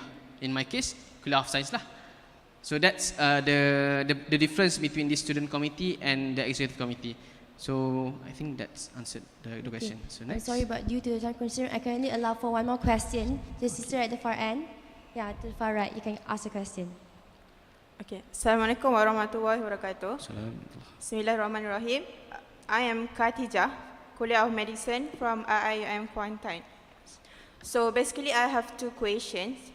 as I believe, Tuan Faiz had been in IIM Kuantan for about 4 years, and you had witnessed how actually our IIUM Kuantan students had been participated in our programs, in our election for campus election, and me myself know how they are actually, either they are ready or not for this student union. So, my first question to Tuan Faiz, Okay. are they ready for the student union that will be held in September 2019? And second, if you think so, what is the study case? Thank you. Okay, thank you Khadijah from my campus page. Okay, we, IIM Kuantan ready for student union, and the second one, the study case for this particular event. Okay, for the first one, the first question, are we ready? Actually, we don't have to be ready to implement this proposal, because if we wait to be ready, I think next 10 years, next 15 years, we couldn't be implemented the same student union. So instead of waiting to be ready, we should go for it, and if there is a flaws or setbacks, we could repair it before it goes worse. So that's the first question. But for me, if we talk and we speak in terms of student participation in programs and such, I would say it is not ready. But if we talk about implementing this proposal, I think it is not a matter of ready or not. It is a matter of shall we go for it or not? Okay, the first question. The second question, the study case. In my case, there's no study case. Sebabnya because there are no particular reason why we should for this if we're ready. So that's my answer for this for the questions. That's all. Thank you. Okay, I'm sorry, but the time for the Q&A session is up. So maybe next time. So that wraps it up for the presentation from representative of Harmony Kuantan, Brother Tuan Ashraf Faiz bin Tuan Anwar from Kuliah of Science.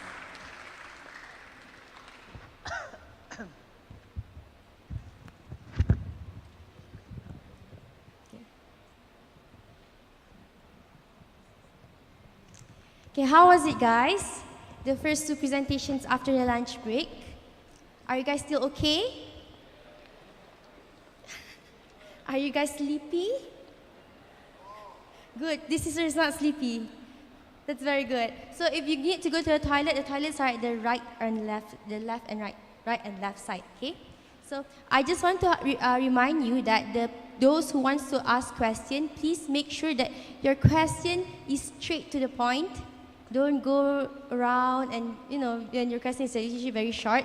So just go straight to the point and ask the question, because we want to make sure that we really efficiently use the time wisely, so that everyone can have the chance to ask questions, so that everyone will have a fair platform.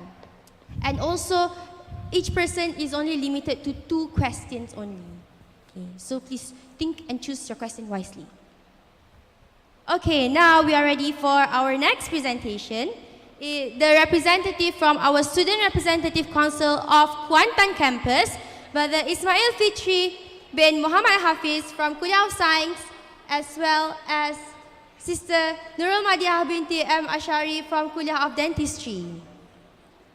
Are they ready? Oh, I'm so sorry. It's the Mahala Representative Council, The next presentation will be from the Mahala Representative Coordination Committee, representative from Brother Umar Daniel bin Nasaruddin from Kuliah of ICOL, and also Sister Nur Fatin Auni binti Zubair, also from Kuliah of ICOL.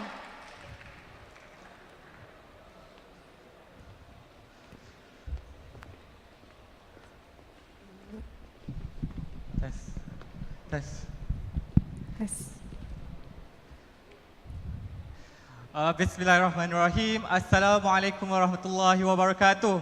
How is everyone today? I hope that every student leaders in front of me here can actually stand another presentation that will come from us, because I hope you have that spirits of student unions to be heard from us also. So my name is Umar Daniel bin Nasaruddin. Together with me here is my partner, Sister Fatin Auni. We are the representative from the Mahalah Representative Coordination Committee, which this Council of Coordination Committee, thank you brother, gathers every MRC, which is Mahalah Representative Committee that represent the residents of the Mahalah. So for those who are not familiar, what is Mahalah? Which for those who are not from IIUM, Mahalah is a residential college that we call here in IIUM for everyone, for us to see. So without further ado, let us proceed with the main agenda on our proposal of the Student Union. Sorry.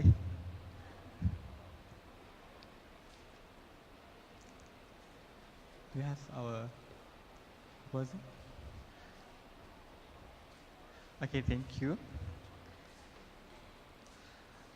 So everyone, as you can see, our stand from MRCC is that we do not neglect the fact that we have our own student union in our current context of IIUM. We do not deny the fact that there is a total absence of student union spirits in our own IIUM today. Because of what? Student Representative Council, Kuliah-based society, MRC, and other societies and clubs in IIUM already operate as such, the student unions already aspire. However, we can see certain loopholes or lackings of current structure of the student society that make us want to establish the student union that we aspire. So these are among the loopholes that we can see here. The first one is the voices of the students themselves. Because of what, everyone? Because today, with the current situation, we have Student Representative Council.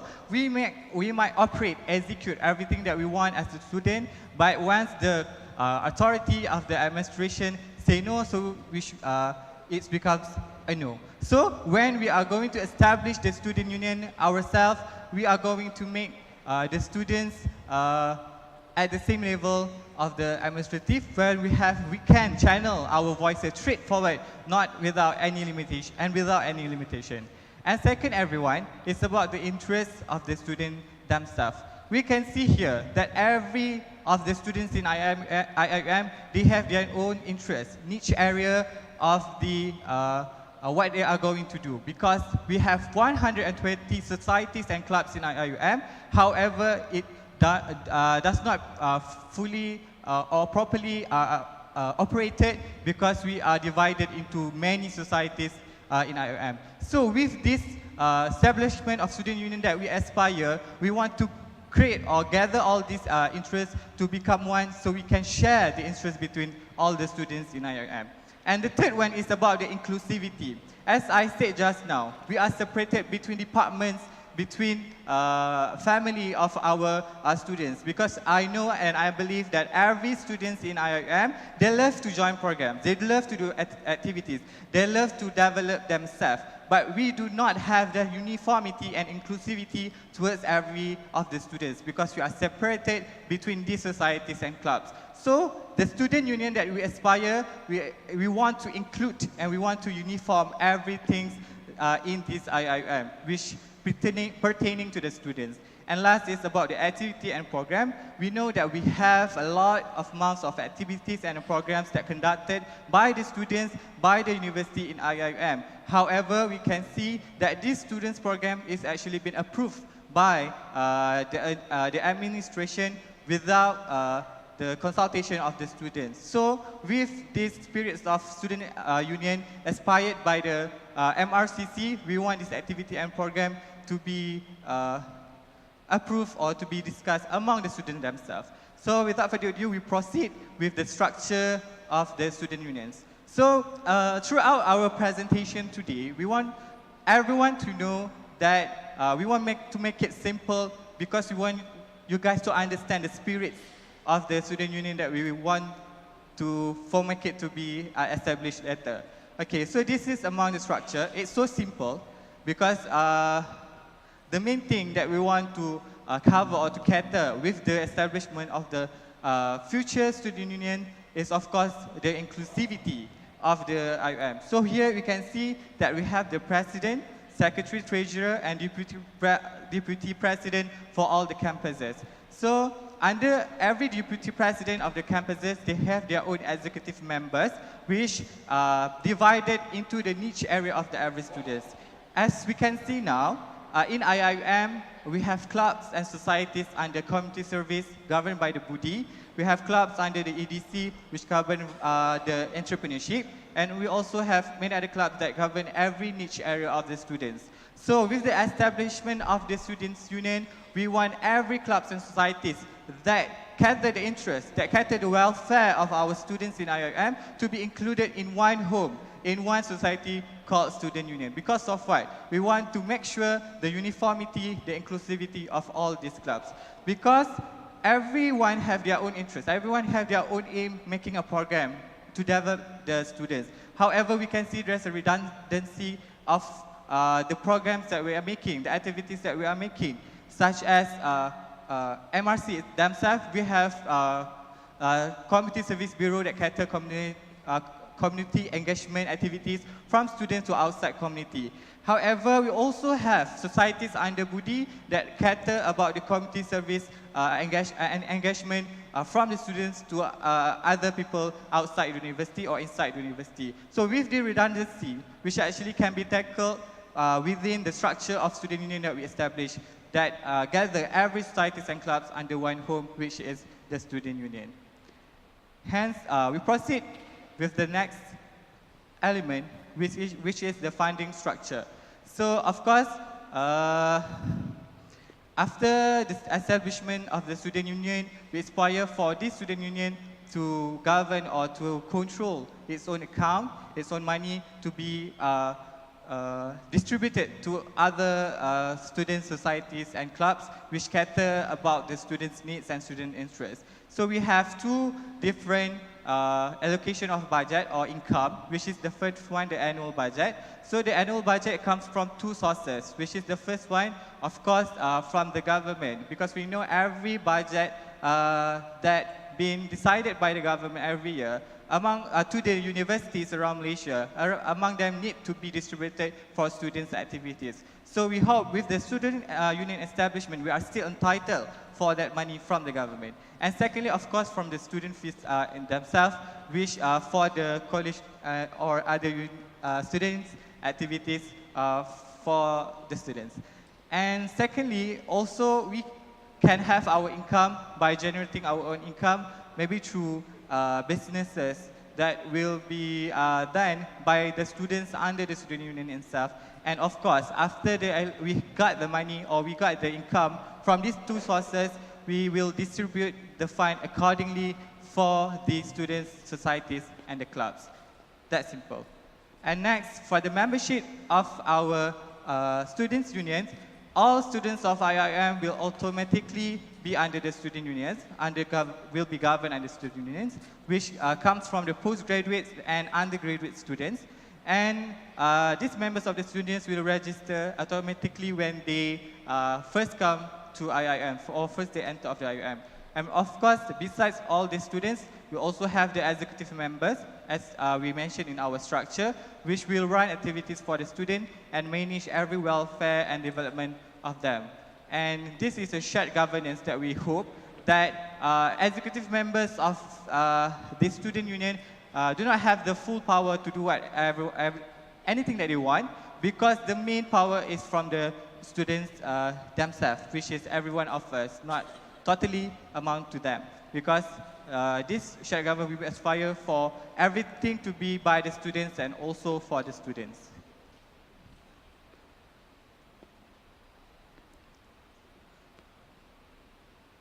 Okay, so we proceed with the election system. So as you guys see just now, we have the general seats, which consists of the president, deputy president of all campuses, and also secretary and treasurer, and of course, every of these main executive member will have their own offices that will help us to operate the students' union. So for the election of system for these main bureaus or main executive member, we will conduct a general election for all students in the university. So it's like always we do for the current SRC, right?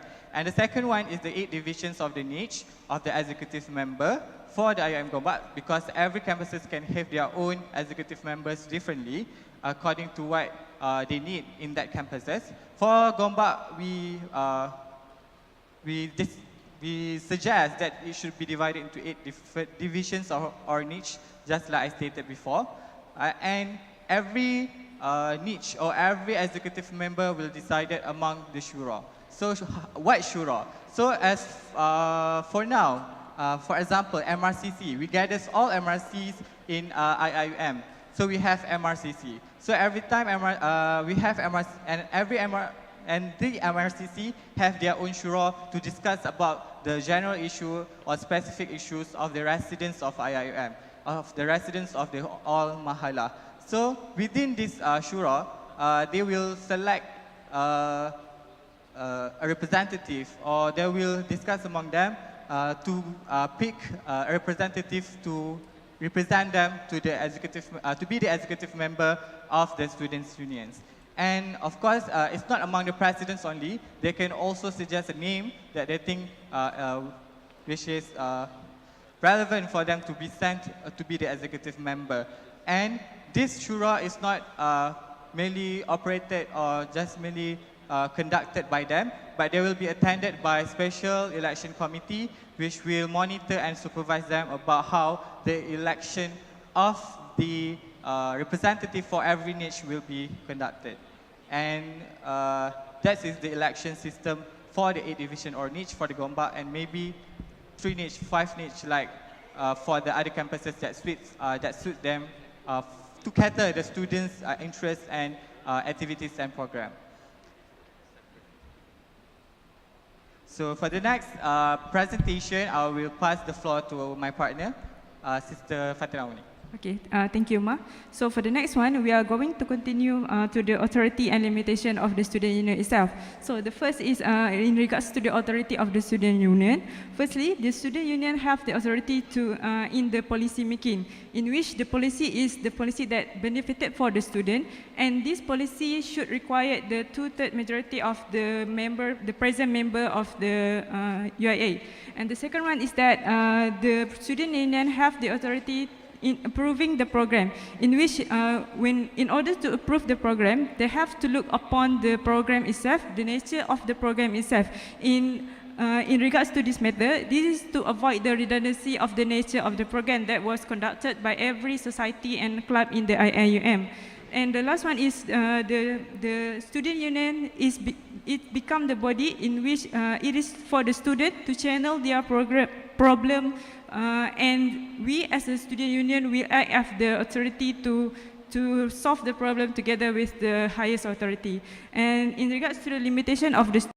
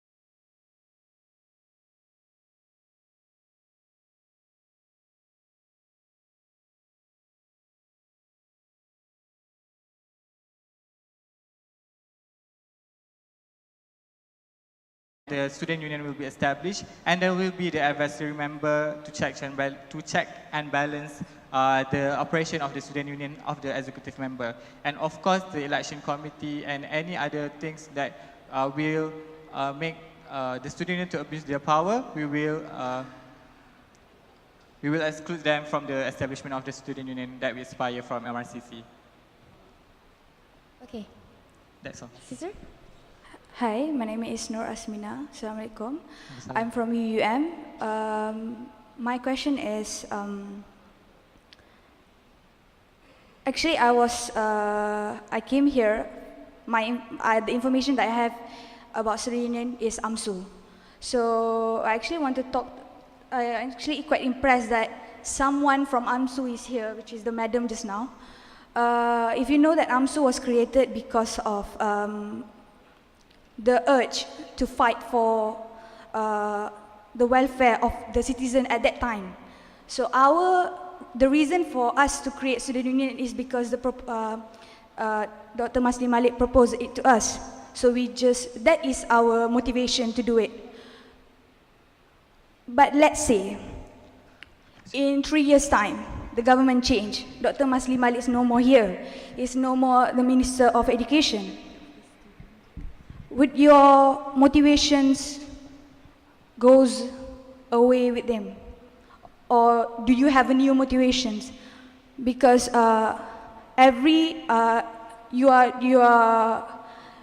are student union for 1 year, let's say.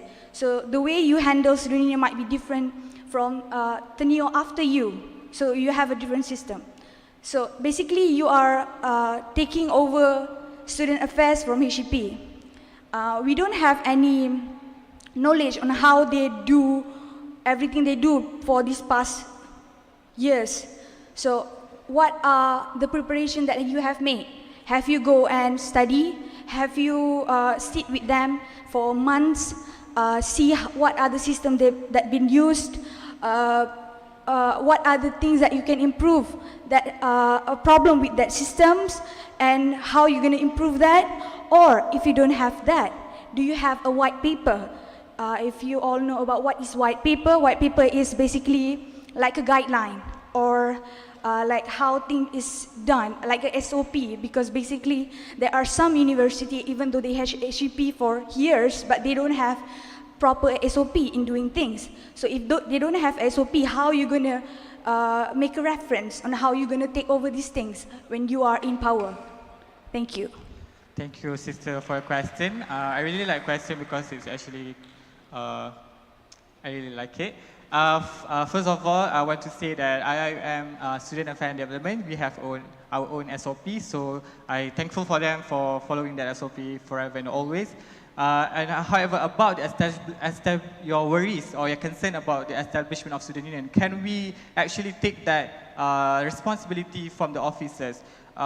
Yes, we can know that the independence of Malaysia ourselves, we do not suddenly go into our own governance because we learn from the British even though they dictate us previously. So this is kind of situation that we are going to do because throughout the establishment of the student union, we are not going to suddenly propose like this is the student union. Of course, there are steps moving towards that. I hope that you understand the spirit of moving forward to the student union for us to elevate all the things that we left behind previously. So, but the main thing that you have to know about the spirits is because we want to learn or we want to bring the student voices or the student interests to the maximum levels. It's not like we are saying that currently we do not have that, but the purpose of the student union is for us to move towards that betterment. And of course, we will learn from the officers to govern ourselves.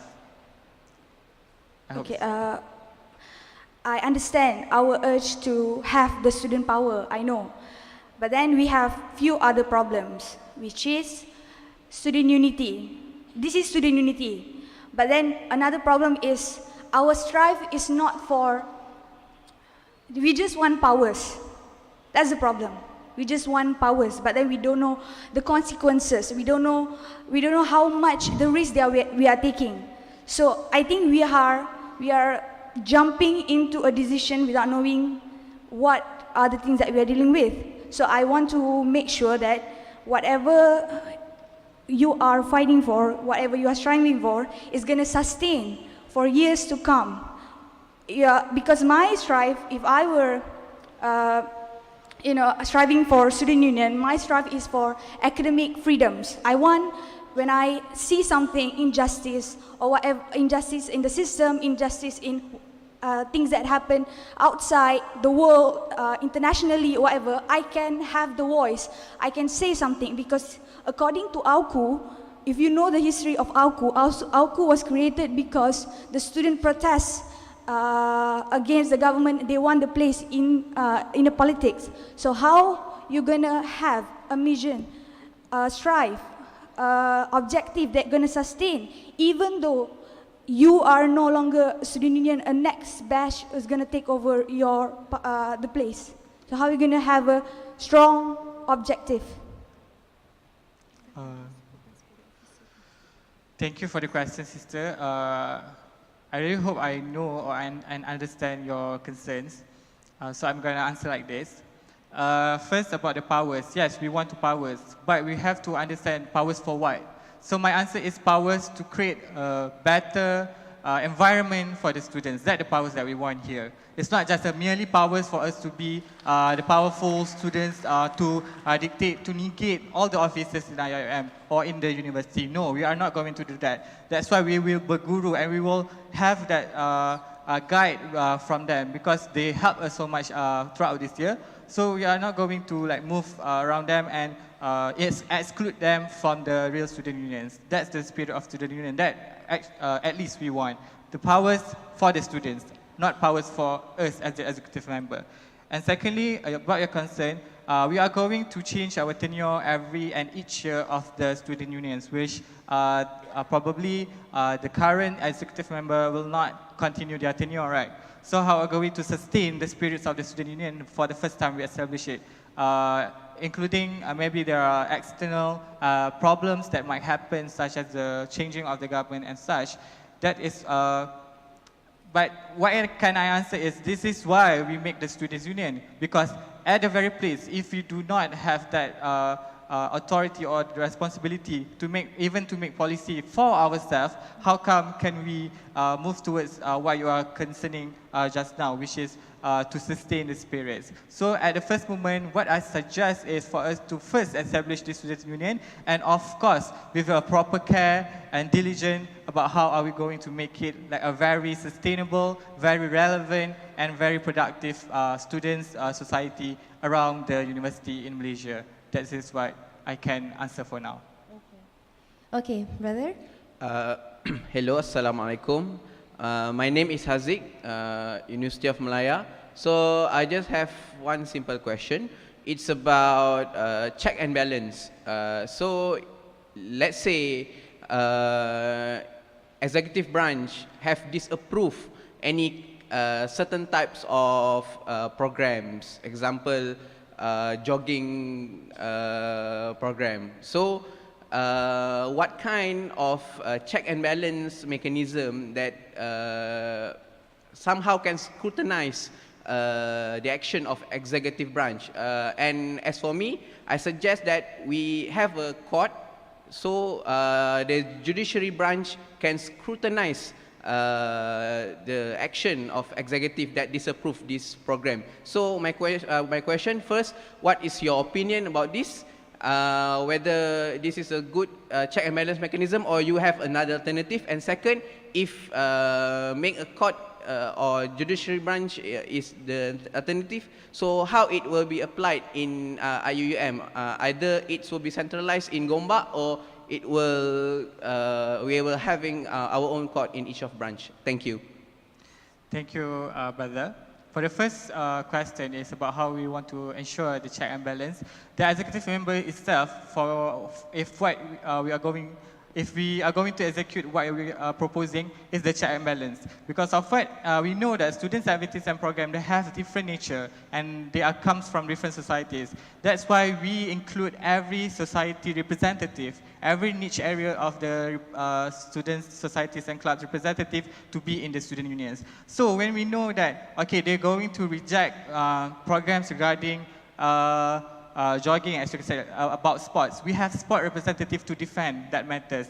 And if you're going to know that 7 per 8 of the, or maybe 2/3 of the executive member rejected the programs or activities, we know that that program is not actually beneficial as total for the students. That's why, but we have representative for them to fight for it. And of course, second, we agree we should have the trustee board. So as I mentioned just now, trustee board of the student union in IIUM, for example, is the IIUM Student Leaders Assembly, which consists of all the presidents of the societies and clubs, including the international students societies, the local student union societies, and every other societies and clubs in IIUM to actually monitor and supervise, and also to check whether the executive member have done their job properly or not. Thank you very much. In addition to the fight for their program, we also suggest that the members for EXCO, they have the opportunity to involve in the SPEC meeting so that they can voice out from their niche for their program itself, for their program in their niche. Do you have any more questions from members on the floor or the judges? No more? Okay, thank you. Thank you to the MRCC representative, Brother Umar and Sister Fatin.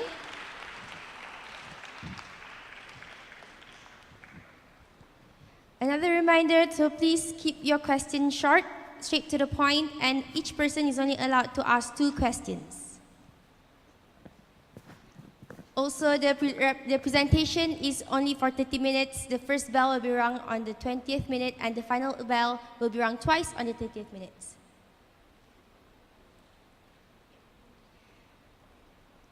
How are you guys holding up?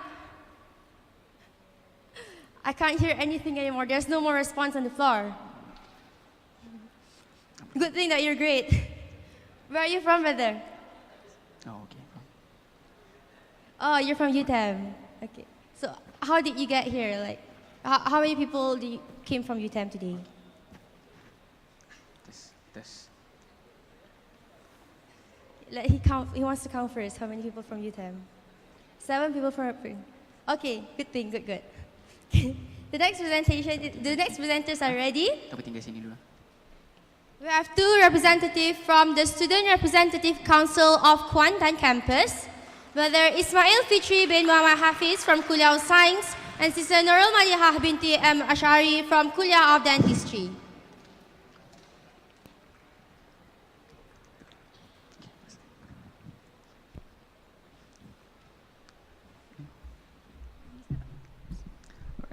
This, okay.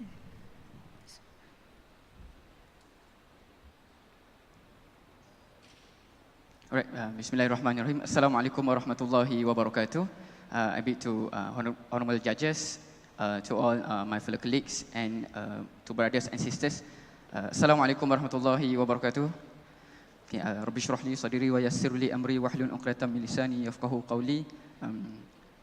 So inshallah we will be representing SRC IIM Kuantan tenure 2018-2019. So let me introduce myself. My name is Ismail Fitri bin Muhammad Hafiz, 4th year chemistry student, Kuliah of Science, and sister. I will introduce myself later. Okay. So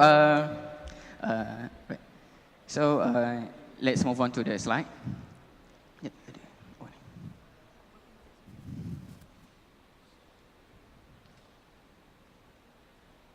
Alright.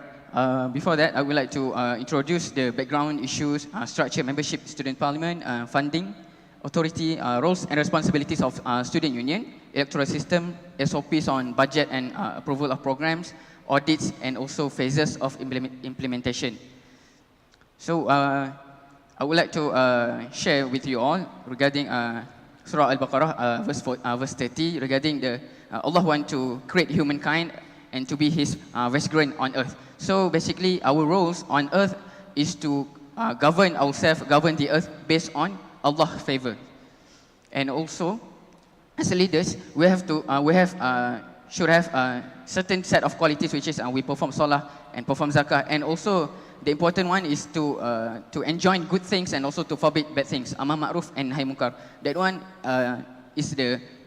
should be the quality of our student leaders. And also, if we are given the power, we should do this. All right. Regarding background issue, why SRC IIM Kuantan wanted to present their own proposal? Why don't just SRC just merge with SRC Gombak? But why SRC Kuantan want to propose their own proposal? The first one is due to different nature in terms of academic commitment, and also we have science and also health-based kuliah, which are kuliah of science, dentistry, medicine, pharmacy, nursing, and also allied health sciences.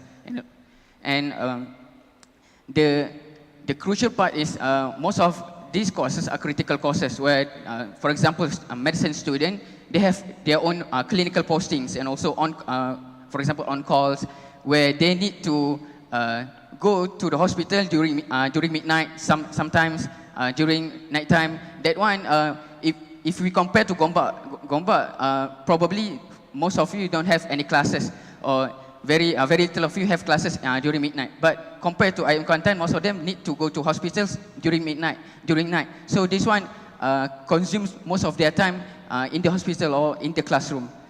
And regarding, for example, kuliah of allied sciences, most of them also have clinical posting where they don't only have their posting in the hospital, but the hospitals were allocated outside of Pahang, and also outside of, some of them need to go to KL, need to go to Terengganu and Kelantan for their clinical posting. That one, and that's why if we implement the student union, we have to take note of these kind of things, because some of the leaders, for example, some of the SRCs right now also could not attend, and SRC IIM Kuantan could not attend because they have shift in the hospital, which they cannot escape from. So and also they don't have any excuse letter, just like us.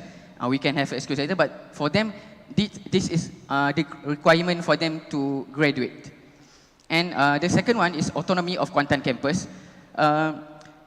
This is the second reason why SRC IIM Kuantan wanted to propose their own proposal, because the first one, in terms of program approval, budget, distribution, election, and also vision and mission, it is a bit ineffective, because if we let the management of student union in Gombak, for example, if we were established under one roof, if the Gombak only have their meetings, but with the representative from Kuantan, only 2 or 3 people that really don't represent the real situation or the real population of Kuantan campus. That is one of the main concern from Kuantan, and also based on the current situation of the SRC, where we have separate governance.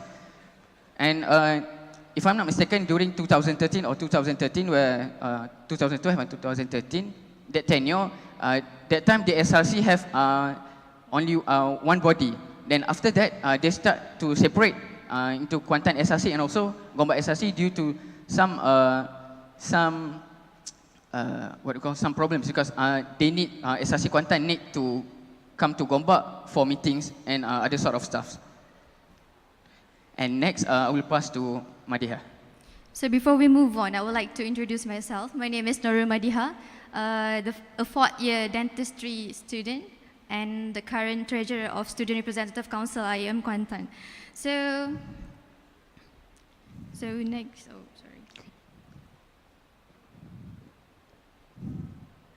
Okay, for the structure of the students' unions, basically we have 2 main entities, which are the executive and also the legislative. And we have 2 entities outside of the students' union, which are the judiciary and also the advisory council. So to have a better look at this, let's take a look at this beautiful circle right here. So we have legislative at the outermost circle, And then inside the legislative, we have executive, and also inside the executive, we have the main board executive. So each of these circles have their own roles and responsibilities, which I will explain later. So for the first one, we will go to the innermost circle, which is the main board executive. So member executive consists of the president, vice president, secretary, and also the treasurer. So the individual roles of these four positions are kind of same with any organization, in which the president will lead the students' union, the vice president will help in leading, and the secretary is in charge of the reports and so on, and the treasurer is in charge of the financial matters. So these four are mainly for these three roles, which is the first is to chair meeting. So if there is any meeting which includes students' union, there will be the one who is in charge to chair the meeting. However, if they are not available at the time or they do have any consequences, then they can pass on the task to other people. And second one, they do have the authority to approve any students-related activities in IIUM Kuantan. And then the third one is to represent students' union, especially as we are going to suggest is that they are going to represent SU in the Senate meeting and also the intervarsities meeting and also the National Students' Union. For the next one, the executive, which is the second innermost circle, they consist of three entities, which are the EXCOs, Kuliah-based societies, and also the Mahala representative committees. So under the EXCOs consist of those who will hold each secretariat, which is kind of same with current Students Representative Council, and the next one will be the Kuliah-based societies. So under our proposal, we propose that there are 2 seats for this KBS, in which currently we have 6 kuliahs in IIM Kuantan. Therefore, there will be 2 seats for each KBS, and that makes it to be 12 members. And the proposed seats, the one who will be in these seats are the president and also the vice president. And then the third one is kind of same with the Kuliah-based societies, in which we propose to have 2 seats for each mahala. So currently in IIM Kuantan, we have 3 mahalas, which is Mahala Khalid Awali, Fatima Azara, and also Kalsum. And we propose for them to have 2 seats, which make it to be 6 seats. So what are they in charge for? First of all, they are in charge of the program's approval. So you might confuse this with the role of the member executive. So let me explain more. So basically, this executive, other than member executive, they do have the right to sit in a meeting which approve the programs. But the one who have the real authority to approve the program is the member executive. So the thing that I mean by absolute approval is the one who will sign the proposal. However, the other executive may have the right to justify why this program is approved, why this program is rejected, and so on. And then the second one is for registration and termination of societies. So any kind of student societies will have to, for them to register or for them to terminate, will have to go under the discussion of executive. And the third one, they will have to conduct major programs in IIM Kuantan, such as the Ta'aruf Week, which is the orientation weeks, and also we have IIM Kuantan Open Days and other major programs. And the fourth one is for them to handle a town hall. So basically, a town hall is open to all students for them to propose any motions, and these motions from the town hall can be bring into the parliament for the student leaders to discuss. And then the last but not least is to be the only voting members in legislative, which will be explained later. So for the legislative, we have 2 types of members, which are the voting members and non-voting members. So the members of the voting members, as I have mentioned before, are the executive members, and the non-voting members are the presidential of interest-based societies or the central clubs. So their roles are to participate in students' parliament, and then they also represent the students' voice, and also to be a check and balance in the student union. So let's go on to the students' parliament. So the members of students' parliament are the legislative members, as I have stated before. So basically, the members are the representative from executive members the Mahala representative committees, the Kuliah-based societies, and also the central clubs. So their roles are basically, first, to endorse the vision and mission, to endorse the vision and mission of Students' Union. And second one is to approve budget distribution. So basically, the one who will propose the budget distribution will be the treasurer of Students' Union, and they will have to present it inside the Students' Parliament, and they will have to be approved by the Students' Parliament. And the third one is to propose any motions. So for this one, we do have voting members and non-voting members. So only the voting members can vote for the motion. However, the non-voting members can also propose and debate on the motions. Next is to appoint staff to be in the advisory council. So advisory council will be explained more later, but the staff that we state here is like, in our early phases, we will need assistance from the management, especially because we lack of knowledge and expertise. So especially during early phases, we will need help from the HEPA and also from the finance, for example. And this will be discussed in the Students' Parliament, and the staff will be appointed in the Parliament. And then the next is to endorse the financial report, which will be presented by the treasurer, and also to be a check and balance in Student Union.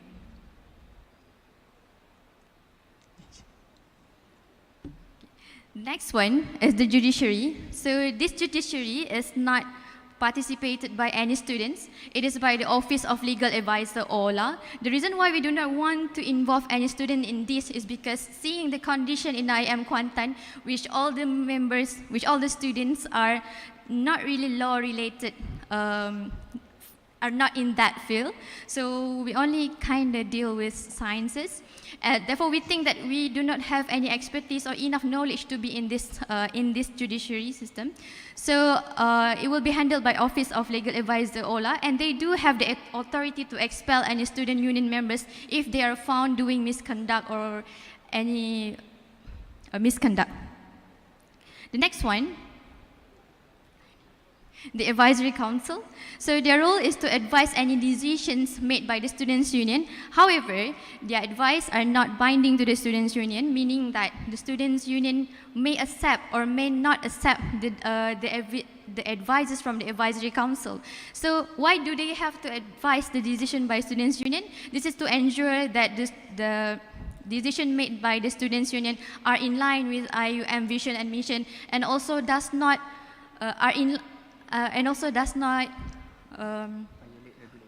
violate any regulation and rules. And also they are welcome to audit the annual report by the Students' Union. So the members of the Advisory Council are the Campus Director, Deputy Campus Director Student Affairs, Deputy Dean of Student Affairs of all Kuliahs, Principal of Mahala, and also the staff appointed in the Students' Parliament, as I have stated before. So who are the members of Students' Unions? They are all undergraduate students of IIM Kuantan. And the membership is automatic. So. All right, Bismillah. So regarding the funding, first one. Sorry. One is the funding structure. The first one, the flow. So basically, where does the money came from?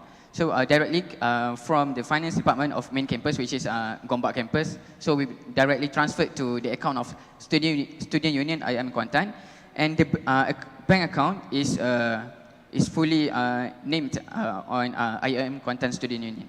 And also the funding sources. The first one is from the administration, which is the funds which are allocated for students' activities. For example, that fees that we pay for mahal activities and also in Kuliah. So that one will be directly transferred to the accounts of Student Union. And cooperative of Student Union, basically the Student Union will make their own cooperative for business purpose, and also at the same time and at the end of every year they will give the dividends to the students who are the member of the cooperative. And also business revenue, for example, if the Student Union have owns any kiosk, so basically they have that one will be one of their income funding sources for the student union.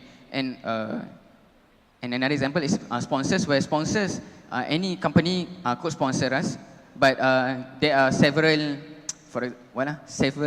restrictions. For example, that company need to be Sharia compliant. For example, we can accept any fundings from Carlsberg, for example. So no kilang arak and kilang judi and so on. But others, we are welcome. And also regarding crowdfunding, so the student union also can do a crowdfunding for wakaf purposes or to help needy students and other sort of objectives.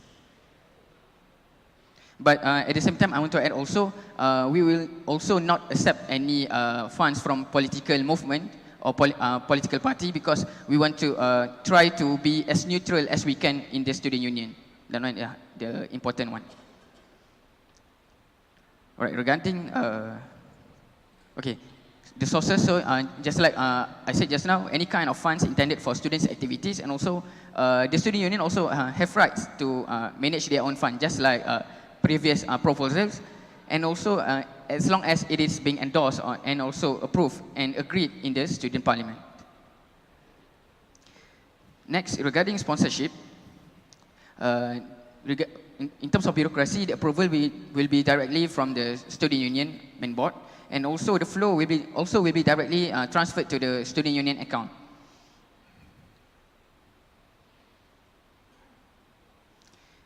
And for this particular slide, the establishment of Students' Union Welfare Fund, which is to help the students with financial problems.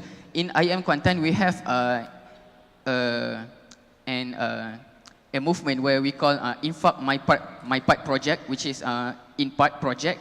It is main objective to help the needy students to support their daily life activities. For example, if they have any death of their family, or they have any disaster came upon them. So this kind of funds will help them to survive. But at the same time, during this time, the kuliah will handle this fund. Although the initiative was done by the SRC, but we give the responsibility to the kuliah to handle it. But in establishment of student union, we propose that the student union will fully handle this particular fund, which is the Student Union Welfare Fund. All right, regarding the authority of Students' Union, the first one, in terms of program approval, of course, and also I would like to say authority and also responsibility of Student Union. So to approve program and to receive their own fund, and also right to manage their own funds, and to receive donation, involved in Senate meeting, any kind of Senate meeting or any kind of meetings that probably will affect the students' welfare or will affect the students' movement, and fair usage of facilities. Why I said this? Fair facilities in terms of transportation and venue, because in certain cases where if the students' organization already booked that particular venue, but at the same time people from outside came to book for that place, and they pay to IIUM, somehow based on a certain study case, that venue cannot be used by the students, so it is given up to the outside people, and to centralize program, of course, to reduce any redundancies, and also as an official body registered under ROS. Next, in terms of freedom of speech, and also issuing any media statement without consent from any parties.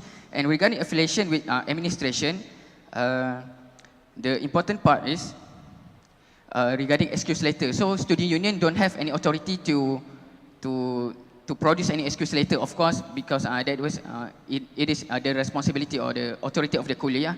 And also regarding, probably this is also one question for the judges also, and to all members of the floor, where if we want to make a program outside of campus, so OSHP will be under the student union, or is it still under the management of university? But I think it is better to be under the university management. Regarding OSHP, safety and health of the students, and also development. For example, if the student union want to make a walkway, so is it they can do as long as they like, or is it they must refer to the management of the university? And the next one is the roles and responsibilities of student union, where we see ourselves. The first one is Amar Ma'ruf and Nahi Munkar, to empower students, taking care of student welfare, coordinate all existing student-based societies movement in cultivating knowledge and also intellectual discourse, organize and cultivate events for students, and also transparency. And the privilege that we propose is to have their own operational office and to have their own to have allowances, for example, travel allowances, and reduced fees, either tuition fees or mahalah fees, and also able to choose hostel room and own parking vehicle parking space, which already being implemented in IIUM Kuantan for these two things. All right. For the next one, for the electoral system. So for the EXCO members, we have two types of seats, which are the general seats and also the kuliah seats. So the meaning of general seat is that no matter from which kuliah you are, you can vote for the position. And for the kuliah seat, only the students from that kuliah can vote for that.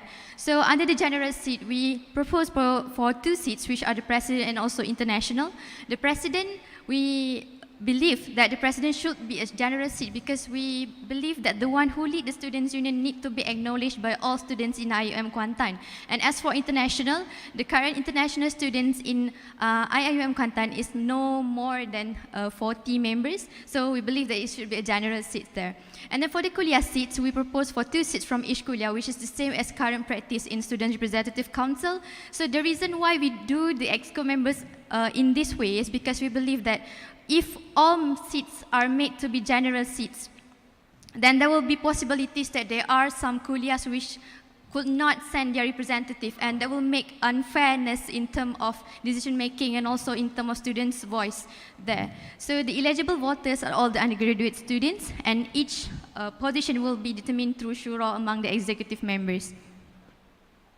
So this is for the EXCO members. As for the kuliah-based societies and also the Mahala representative committees, we also would like to urge for them to have elections. As for the currently in Mahala representative committees, they do not have any election. They just have interviews. However, when students' union concept is implemented, we think that it is important for them to have election because they do bring the voices upward inside the students' union.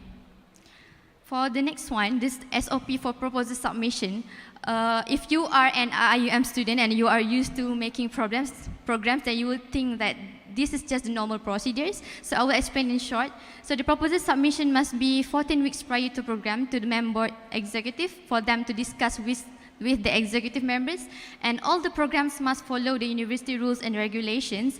And if the program is approved, then the program manager can collect the approval letter for next steps. And as for the SOP for budget request, it is kind of less the same, in which the budget must be written in the proposal and they must be submitted 14 days prior to the program, and they must amend and resubmit if not approved. And if the program is, the budget is approved, an approval letter will be issued. And if they need the money before the program, they can request for advancement. And after the program ended, they have to send for financial report. Next one will be the audit. So the audit will be presented annually in the annual general meeting and also the students' parliament. So there are two types of audit which we propose, which is the internal audit and also external audit. So internal audit will be done by the treasurer of students' union, and the external audit will be done by the finance department, the staff from the finance department, and also the advisory council. However, we would like to welcome if any other outside entities who would like to audit the finance of the students' union. And this report of audit will be presented in the students' parliament and also annual general meeting. So for the additional matters, so for the first one, for the semester and block system, so I'm not sure if you guys know it yet, but in IIUM Kuantan, we do have two systems, which is the semester and block system. So this results in different timeline in their studies. So there are times when semester system are having break, while the block system still wants to propose for programs and so on. So at this time, when the semester students are having their break, the approving authority will be handed over to the representative from the block block system. And also second one is assistance from university administration. As I have stated before, we are still lacking in experience, especially in these early phases, so we will need assistance from them. And the third one is additional right to other societies. So all other societies have right to seek funds from the parties inside or outside of the campus, as long as they do get the approval from the member executive from the students' union.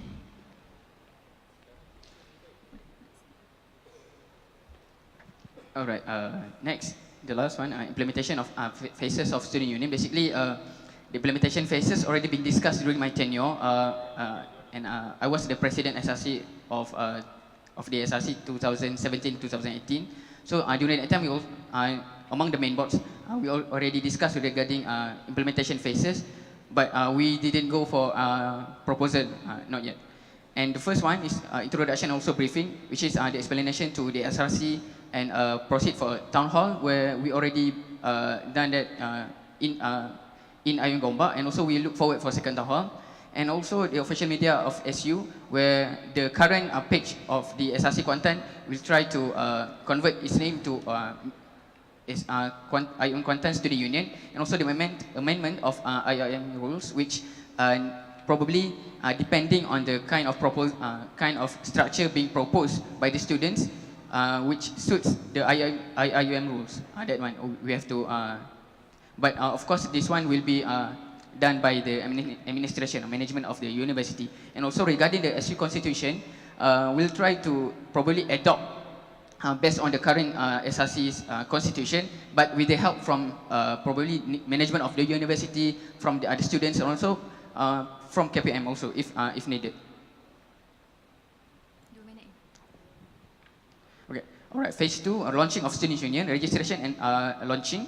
Introduction, concept, and also SOP of programs probably will be done during the induction.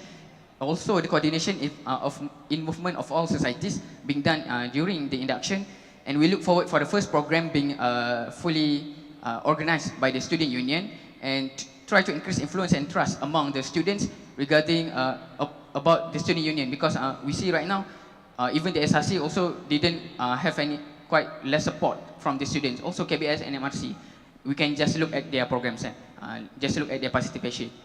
And planning system and also bureaucracy, which we'll try to details during the phase 2. And phase 3, the last phase, is establishment of the system, where the excos and also all the executive members able to execute their role fully functional, and establishing a system and financial system, and to be the reference for other MPPs and SRC from other campuses, and to produce or to develop a strategic plan for the student union, and we look forward for it. And as for the conclusion, the potential of the students could be unleashed by giving them more responsibilities in governing themselves, but however, in terms of Kuantan campus, we have to consider the capability of the students, because as we mentioned earlier regarding the commitment and also all sort of small little problems that we have to take note.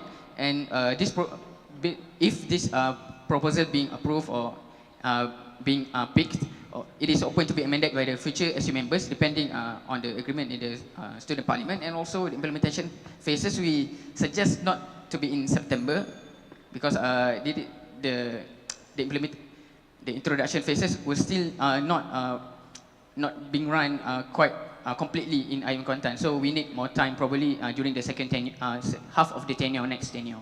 So I think that's all from us. Thank you very much. Assalamualaikum warahmatullahi wabarakatuh. Waalaikumsalam warahmatullahi. Thank you, the representative from SRC. Yes, question from the judge. Question from the judge. Hi, salam. My name is Fikri. So I got two questions. Yeah. Yes. You may want to look to your proposal, Article 4.4, where you mention judiciary, where you want to let OLA or Office of Legal Advisor to take 100% in charge of students' activism, because you say there is no student with legal background to assist. With the same argument, I would like to ask, is there any accountant background from Kuantan campus that can actually go into details of every financial transaction? Because I can see when it comes to financial, you want to 100% control all over it. But I don't see any accountants background related courses in your Equantan. So with the same logic, can you might explain how come you agree on financial, but you disagree on law, right? So are you saying there is double standard? Are you saying accounting is easier than law? Please enlighten me on that. Second part is, you may want to refer to Article 15.1a.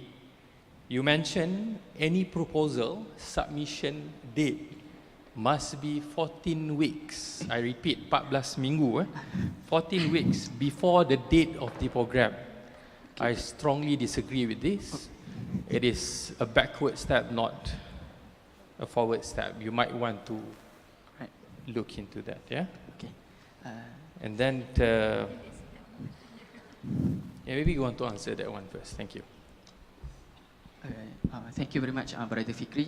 All right, regarding the second, we really want to apologize because that one shouldn't be, there shouldn't be any mistake regarding the, actually it is 14 days, not 14 weeks.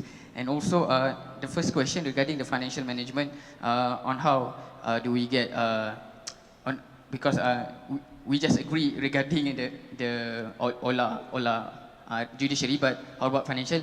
The first one, just like we mentioned earlier, we really seek for the training from the staffs, and also we really want training and also some knowledge from the staff, because they have the experience, and also that's why we have the advisory council, because we see that by having the advisory council, and also the students can appoint any staff to be part of the advisory council. Probably we want to propose that the student should appoint the staff from finance department to be part of the advisory council to advise or to provide trainings for them. So you are saying you cannot do the same when it comes to law? Because you said, I think, right, when it comes to judiciary, you let the officers take 100% in charge because you don't have any merits or competency. Why don't you do the same as what you have suggested for also the judiciary?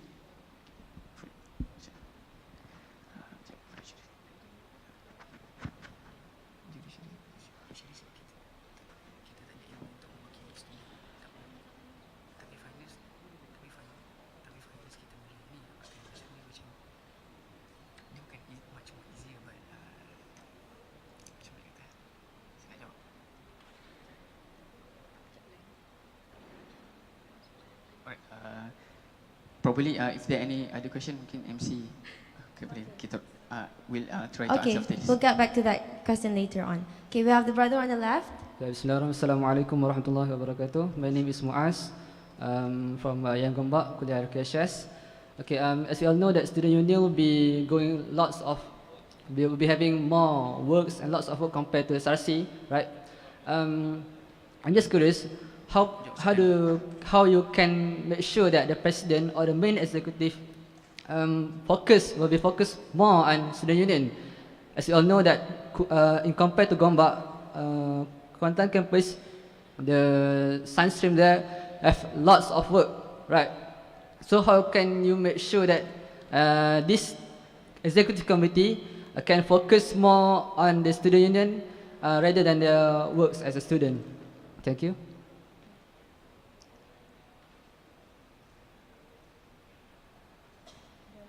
You want to answer the question first? Yes. Yep.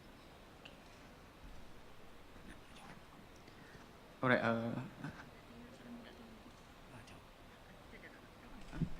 All right. Regarding the question from Brother Muaz, how can the students from IIUM Kuantan can focus with their studies and also with the high commitment with their academics?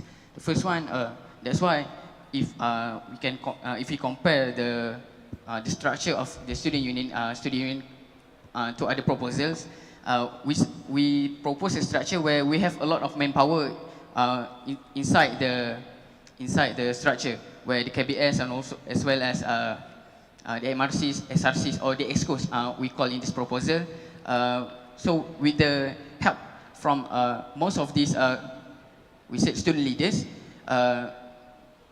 we figure out probably it will help the students to help the busy students to cope with their tasks and also jobs. Probably that's one of the thing that we thought. This one. Is it answer your question? Is it? I mean, like, executive have the power to approve the program.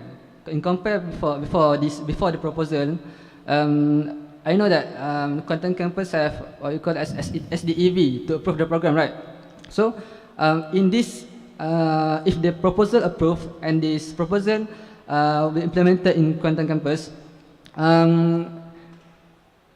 in compared to SRC, they have no power to approve the program to, I mean, like the matters related to approve programs. But in this proposal, stated that they have the power to do so. So it will be lots of more works, right? So how can they, settle that? Thank you. Okay, thank you.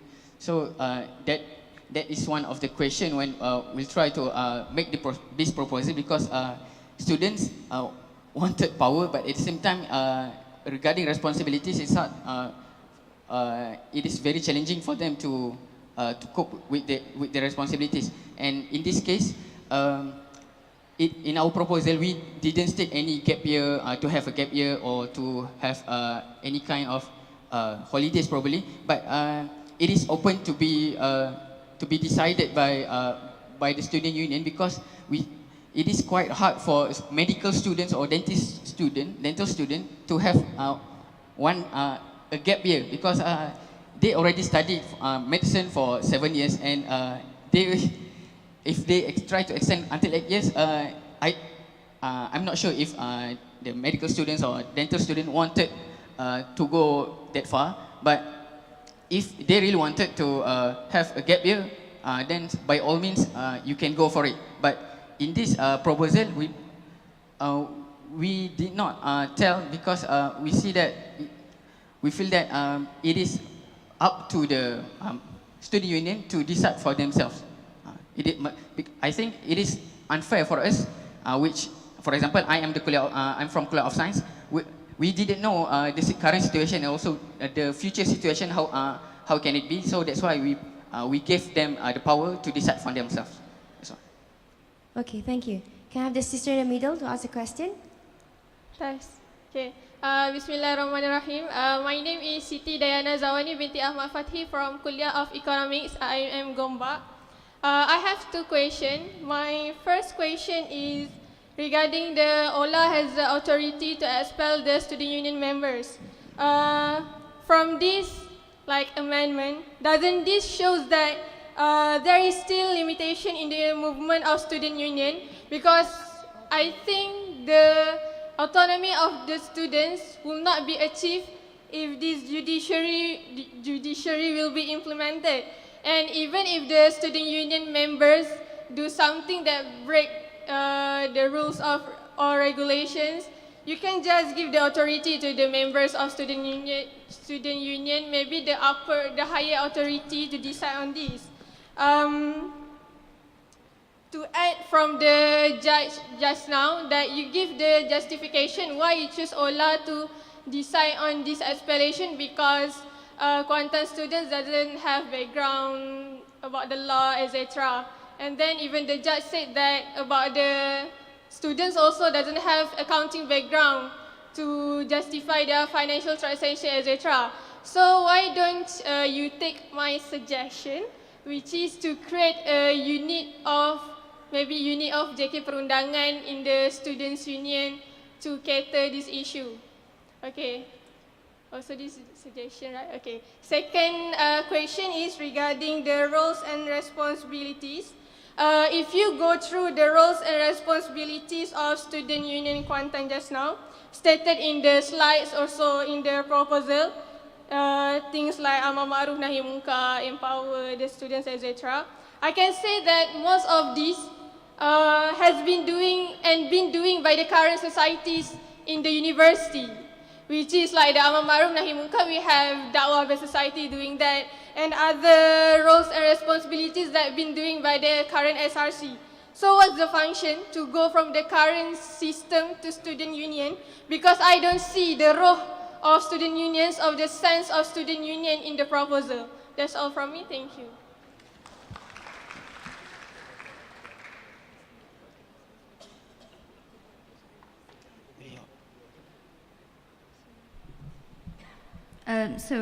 I would like to respond to both of the judge and also the students. First of all, I would like to thank for the comment and also the question.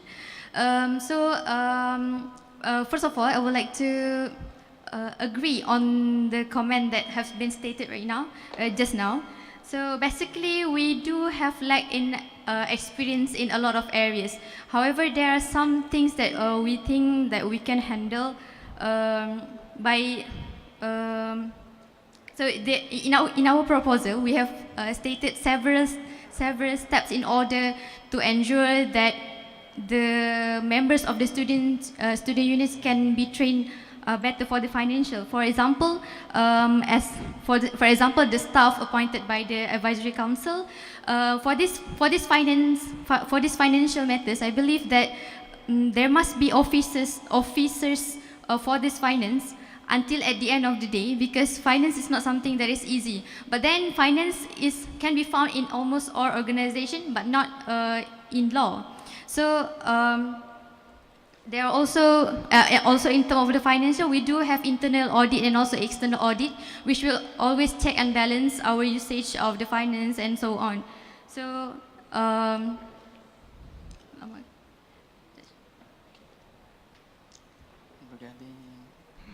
and as for the judiciary, they will only be referred to the judiciary if they are found doing misconduct or breaking the law. So as for the one that maybe the other members think that this one is you cannot do it like this, they can always discuss about it in the students' parliament. So where students' parliament is a method to do check and balance for the student union.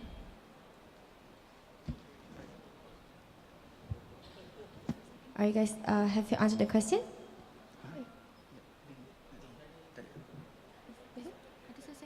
Is there any second question yang tadi? No. The second question about the roles and responsibilities that I mentioned just now. Okay, so for the roles and responsibilities, it is basically to reduce the bureaucracy inside of the organization. So for example, and for the status quo is that we will have to go for approval from the administration, and then as a student representative council myself, we cannot ensure, although we can centralize all the programs, but since the approval authority comes from the administration, sometimes there are also programs which we terlepas pandang, and then we feel like if the approval authority goes to the student union, then they will have higher responsibility in making sure that the programs will go along the vision and mission that we have suggested just now. Okay, I think that marks the end of it. We have to stop the Q&A session right now because it's already past the time limit. I'm sorry to those who are already lining up to ask questions, but we have to stop the Q&A session now. Thank you to the Student Representative Council from IIUM Kuantan campus, Brother Ismail and Sister Madiha. Okay, so we are down to our last presentation, which is the 8th proposal presentation. And the next proposal presentation will be from a Kuliah-based society, KBS. The representatives are from one I call Kuliah of Law, and the other one is from Kuliah of Economics. So they are the president of their Kuliah-based society. So are you guys excited for the last presentation? Because you guys want to end this immediately. Okay, we're almost there. We're getting there. Hold on to your seats, okay, guys? We're getting there. Let's just wait a couple of minutes more. Then they'll be done putting on their mic. Both representatives are brothers from the president of their Kuliah-based society. Okay, so now representing their Kuliah-based society, Brother Ahmad Farhan bin Rosli from Law Student Society and Brother Aidil Aizuddin bin Razlan Rizal from the Economics and Management Sciences Society.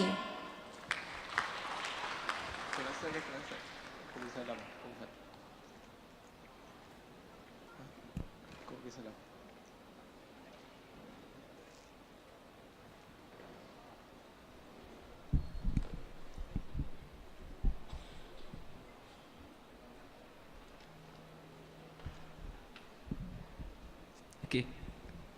Hello. Hello, testing. Bismillahirrahmanirrahim. Assalamualaikum warahmatullahi taala wabarakatuh. Okay, my name is Muhammad Lukman bin Muhammadi. I'm from ICT Student Society. Bismillahirrahmanirrahim. Assalamualaikum everyone. My name is Ahmad Farhan bin Rosli. I represent the Kuliah-based society. Inshallah, for our session, we are going to discuss about the opinion or the view from all Kuliah-based society in international university regarding the idea proposed on student union.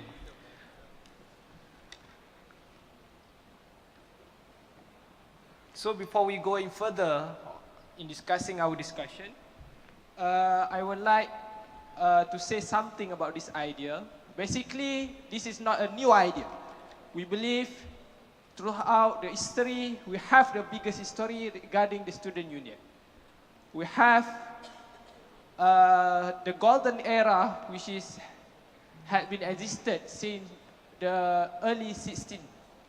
And Professor Muhammad Abu Bakar, the lecturer of University of Malaya, currently say, what is the student need to have a philosophy.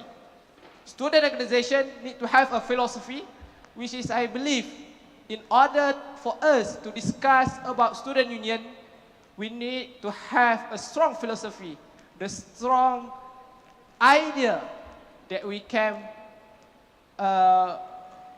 hold, kita boleh pegang pada idea itu. Jadi saya memetik, I take the view from Professor Muhammad Abu Bakar when he write the article, The Philosophy of Student Movement, Student Organization. May I quote in verbatim, falsafah perjuangan mahasiswa adalah manifestasi dari status mereka sebagai pelajar universiti, fungsi mereka sebagai rakyat yang sudah dewasa, dan situasi mereka sebagai kumpulan individu yang seringkali terdedah kepada dunia semasa. Profesor Muhammad Abu Bakar, 1961.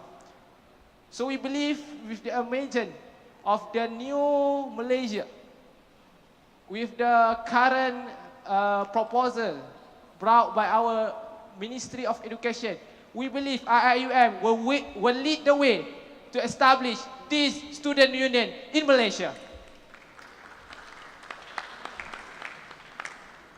Next, this is a few historical background. I propose all the student leaders here, you must read our history because we have the history.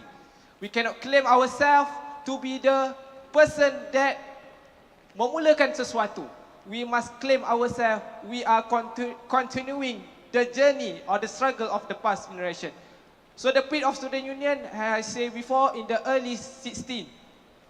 So then proceed to the First Amendment of AUKU, 1971, Second Amendment in 1974, which is at this moment, the student union had been neglected by the government due to the power of the student. Next, 2009 and 2012, after a long history, after a long time, the government tried to open the opportunity for the student to speak about their right. And then latest amendment that have been passed by the parliament the last year by our beloved minister. Now I will pass the floor to my brothers Brother Lokman. Okay, so you guys probably are guessing. Okay, so what is the KBS want to say for the student union? So basically, after we have discussed among us, is that the nature driven are separated by three, which the first is the principal body, the influencer body, and the student support body. Okay, for the first principal body, representing its member views and interests within their institution to the local community and nationality. For the second part, the influencer body to the governmental and other bodies and institutions regarding the reform, development, and implementation of the appropriate policies, legislation, and regulations. And the last part of the student society, the student union, is the student support body. This is to ensure that students experiencing problems with student life can get the support and help they need and seek to minimize the likelihood of this problem occurring. So this is actually the objective of the student union.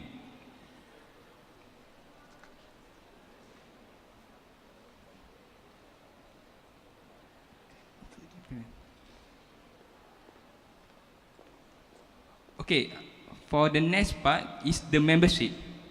So for the membership, we have come up with three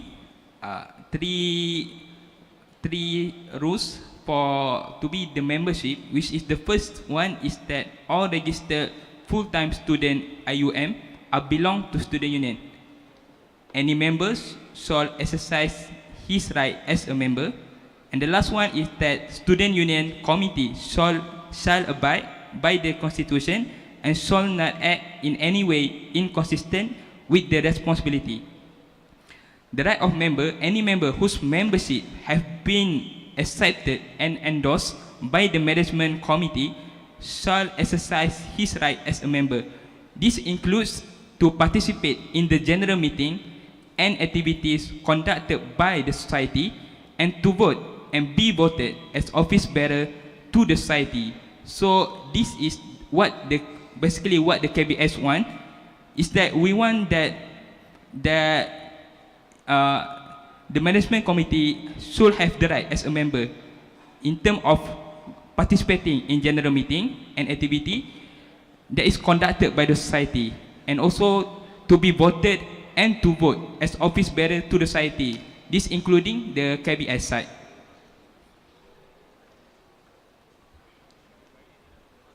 Next, we will continue our discussion regarding the structure, which is, I think this is the most debatable parts of our discussion today. On behalf of KBS, Kuliah Based Society, or in other university, Persatuan Fakulti, Mahasiswa Fakulti, we propose that it shall be like this. It shall be, first, we have the highest authority will be University Management Committee, and second layer will be Advisory and Trustee Board. And then we go further to the next level, which is, will include the theory of separation of power. We shall divide those power into two parts. The first part, which is executive, this is belong to the student union office bearer. Second part is belong to the legislative body that shall representing by the IIUM student parliament, which is we have today Islam. So where is the KBS? KBS will be there at the IIUM. KBS will be at IIUM student parliament in order to check and balance the conduct of the student union. And we have the borderline between student union and the student parliament, which is we call student coordination committee, because there are a huge number of members and leaders in IIUM parliament, in IIUM student parliament. So we propose the idea of student coordination committee. This will gather or will be the consultative bodies between all the bodies under the student union. For example, KBS. For example, mahala. There will be a quorum for discussion that will be conducted through student coordination committee. Next, we will proceed to the members of executive member for IIUM Student Union. We propose 11 members, which shall include 9 elected members by the general election. Second, there will be 2 appointed members by the university. This is our proposed regarding the composition, the structure of the student union. The first, we will have 1 president. Second, we propose to have 1 secretary general. Next, we will have 2 secretaries finance, because we have student union, we believe, talking about money, right? Managing and finding the fund, so we need more manpower to manage the fund. Second, there will be secretary for legal. This person will be responsible to anything that are particular in legal area. Next, there will be secretary for corporate communication, secretary for student empowerment, secretary for social empowerment, secretary for welfare, and 2 secretaries we will provide for our beloved international student.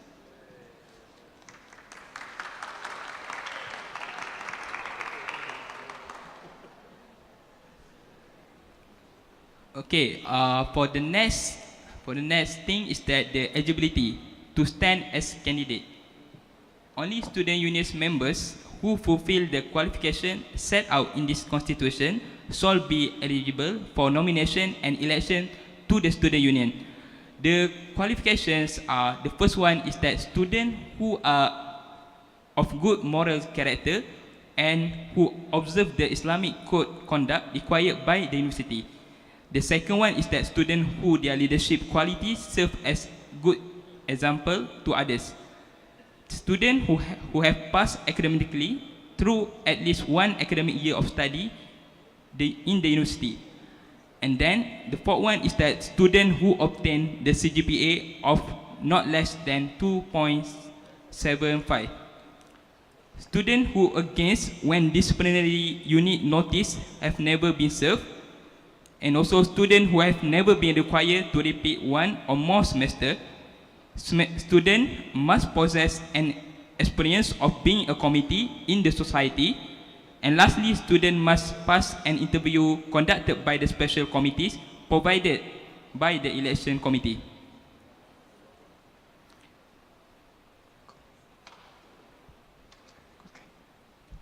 Okay, so the next one is that how do we elect student union?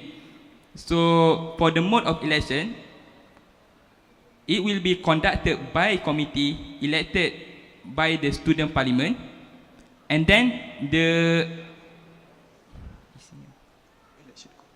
election committee shall have powers to make, amend or repeat rules to regulate the conduct of any general election. And then lastly, the election shall be not exceeding 1 year from the date of the previous election. And then the voting process. So the voting process will be separated to 2, which is the voting for the 9 general seat plus 1 presidential seat. So each student can each vote 1 member for the two voting. So they will get 2 voting papers. The first one is to be contested, to be elected as the general seat, and also the second one is to be contested, to be elected as the presidential seat. And then the last one is how the selection of student union position. The president shall be elected based on the open election process of Shura.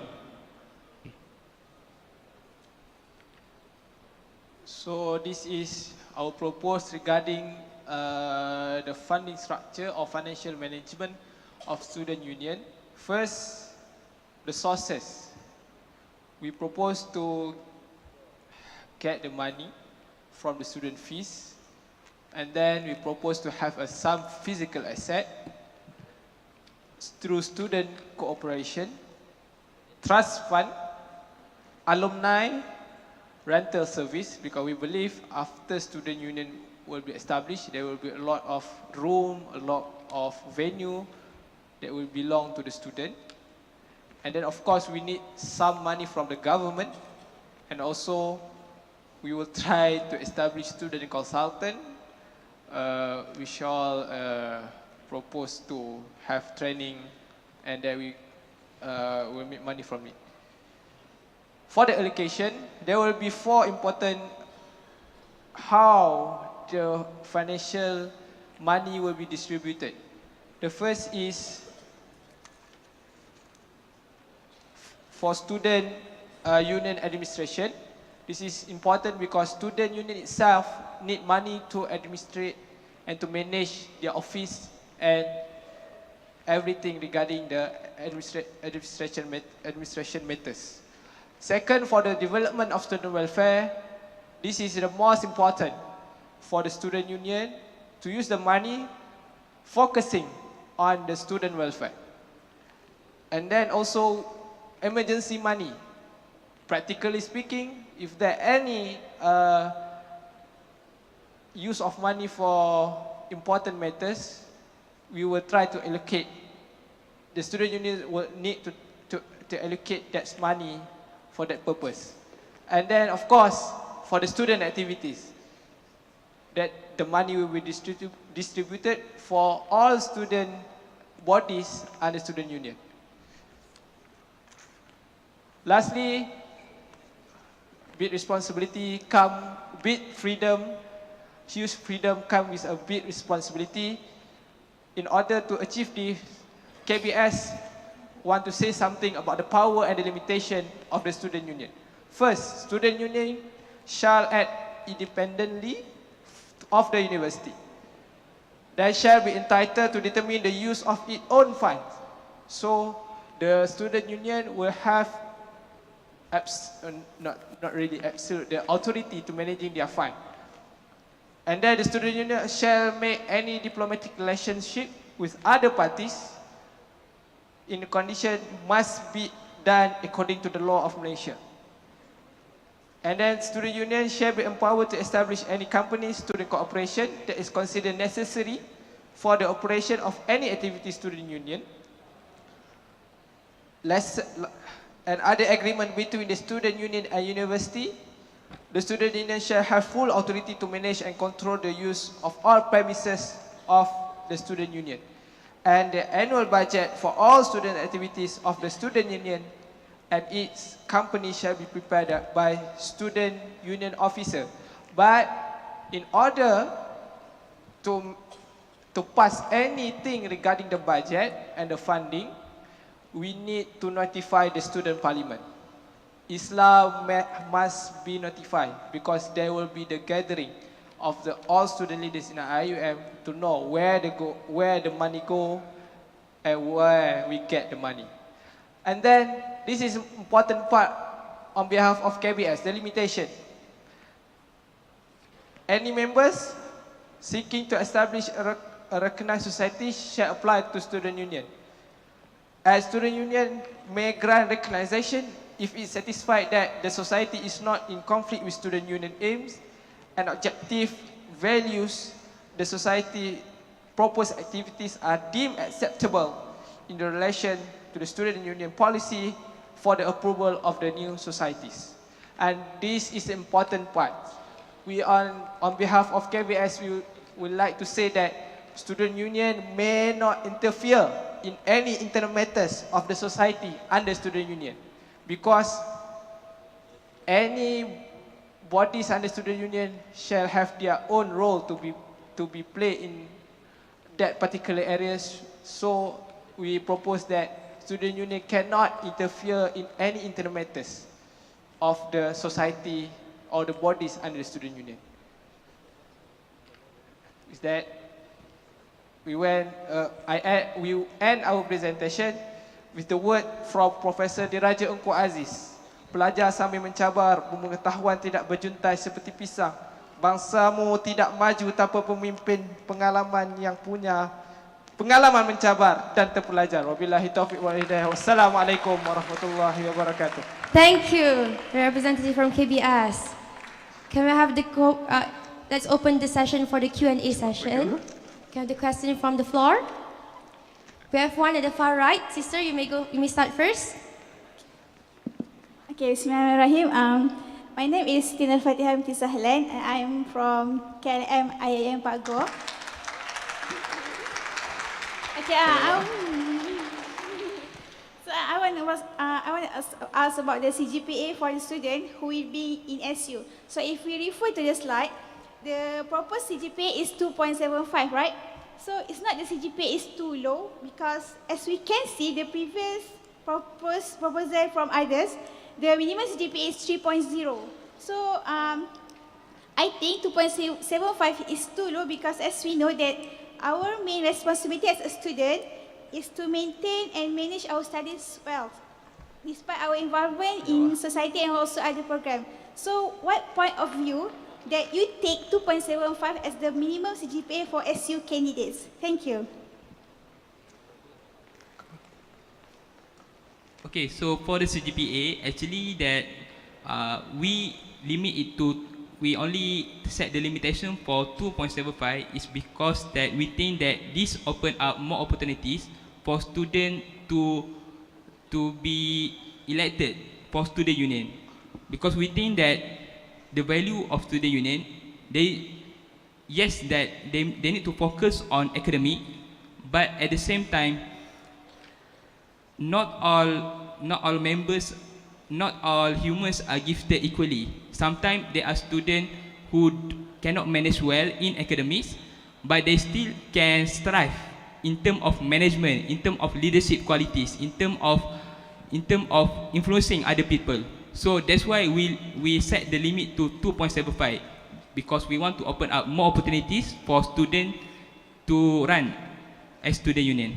Thank you. Let's have the brother at the left. Assalamualaikum.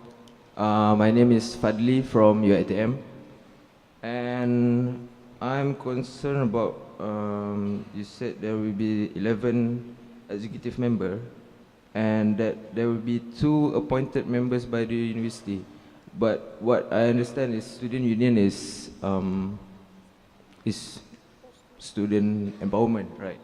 So why, can you explain why do you need these 2 appointed members by the university? That's my first question.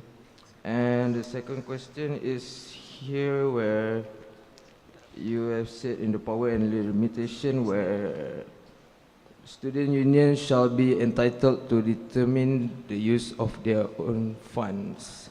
So how are you sure that probably the first batch of student union would use their fund properly to, like you're from each different kuliah-based society, right? So probably the first leaders who actually entered student union would have that mind, we will have our own kuliah. But what if the future generation, where they have a mindset to actually menyeleweng the funds because they are entitled for their own funding. So how do you cater that? Okay, thank you. Thank you, brother, for the question. Regarding the appointed seat, because in IIUM, in KBS discussion, we also include the representative from this IMAC, which is Ibn Maktoum Club, under Disabled Unit Services Division, I think. So our idea, we appreciate the idea given by our special friend that we want also a seat, because currently, in current practice, in SRC, I think, there are also an appointed seat for the special friends, our special friend, Disabled Ibn Maktoum Club. They are allocated a seat. for that purpose, for the appointed purpose. And second, also we don't want to neglect our international friends, because we believe after this, because this is the open general election. So every student from the all kuliah will elect the student. Generally, there will no allocation more. For example, currently we have the representative for constituency for international, but after this kita takut ada neglected tu berlaku. Jadi sebab itu we propose to have one appointed seat for our friend disability IIUM club, and also if any person that supposedly he been elected but certain technical program dia tak dapat lepas, so why not we give them the opportunity to contribute for the university. And the second question regarding power of student union, the second part, student union shall be entitled to determine the use of its own fund. Yes, I admit that, but I have stated before that all the financial management will be endorsed, will be disclosed in the student parliament. That's all. Thank you. Thank you, brother, for the question. Okay, can we have the sister in the middle? Okay, thank you. My name is Maisara from University Technical Malaysia Melaka UTM. So here is one question only. As we know that SU need very commitment and many workload will be execute to the SU student. So my question is, what if, like you said before, some student is very good at activism and some student is not good at the academic. But I think that why not you do the gap year so that the student that is like at their academic to perform well on their student union, and this is very like we can help the student which is not really good in academic to solve their hobby or their passion. So I want to know what's your opinion with the gap year to the student with that criteria. Thank you. And that will be the last question. Okay, for the gap year, we actually endorse that for student union, the one that are elected to have a gap year for them to actually to focus more on student union. So I think it is a good suggestion. We really appreciate it. So thank you, sister. It is much appreciated. Okay, thank you. Give a huge round of applause to the representative from our Kuliah-based society. Excuse me, can I ask one more question? Okay. Sorry, but we It's cannot. just a short question about Pago. Just one question. Okay, one more question. All right, thank you so much.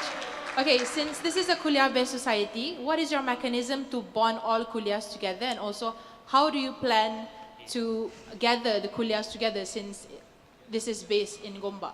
That is my question. Thank you.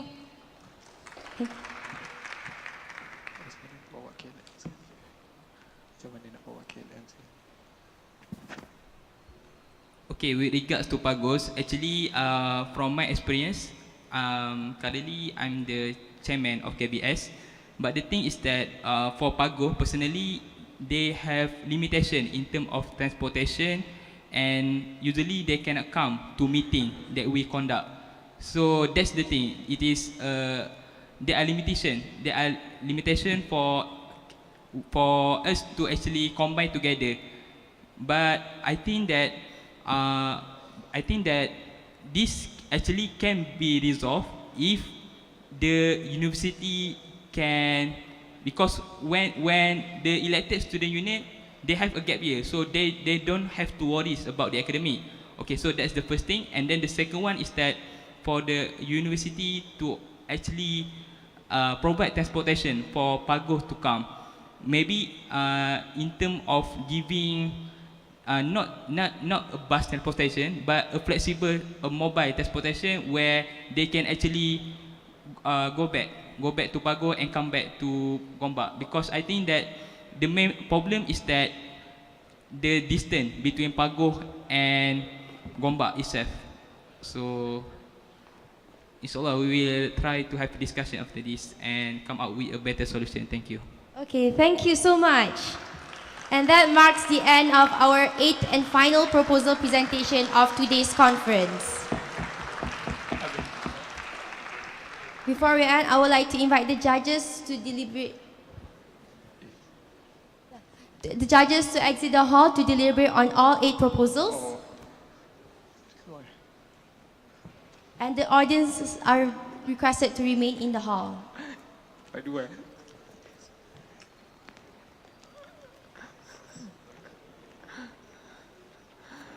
Hmm.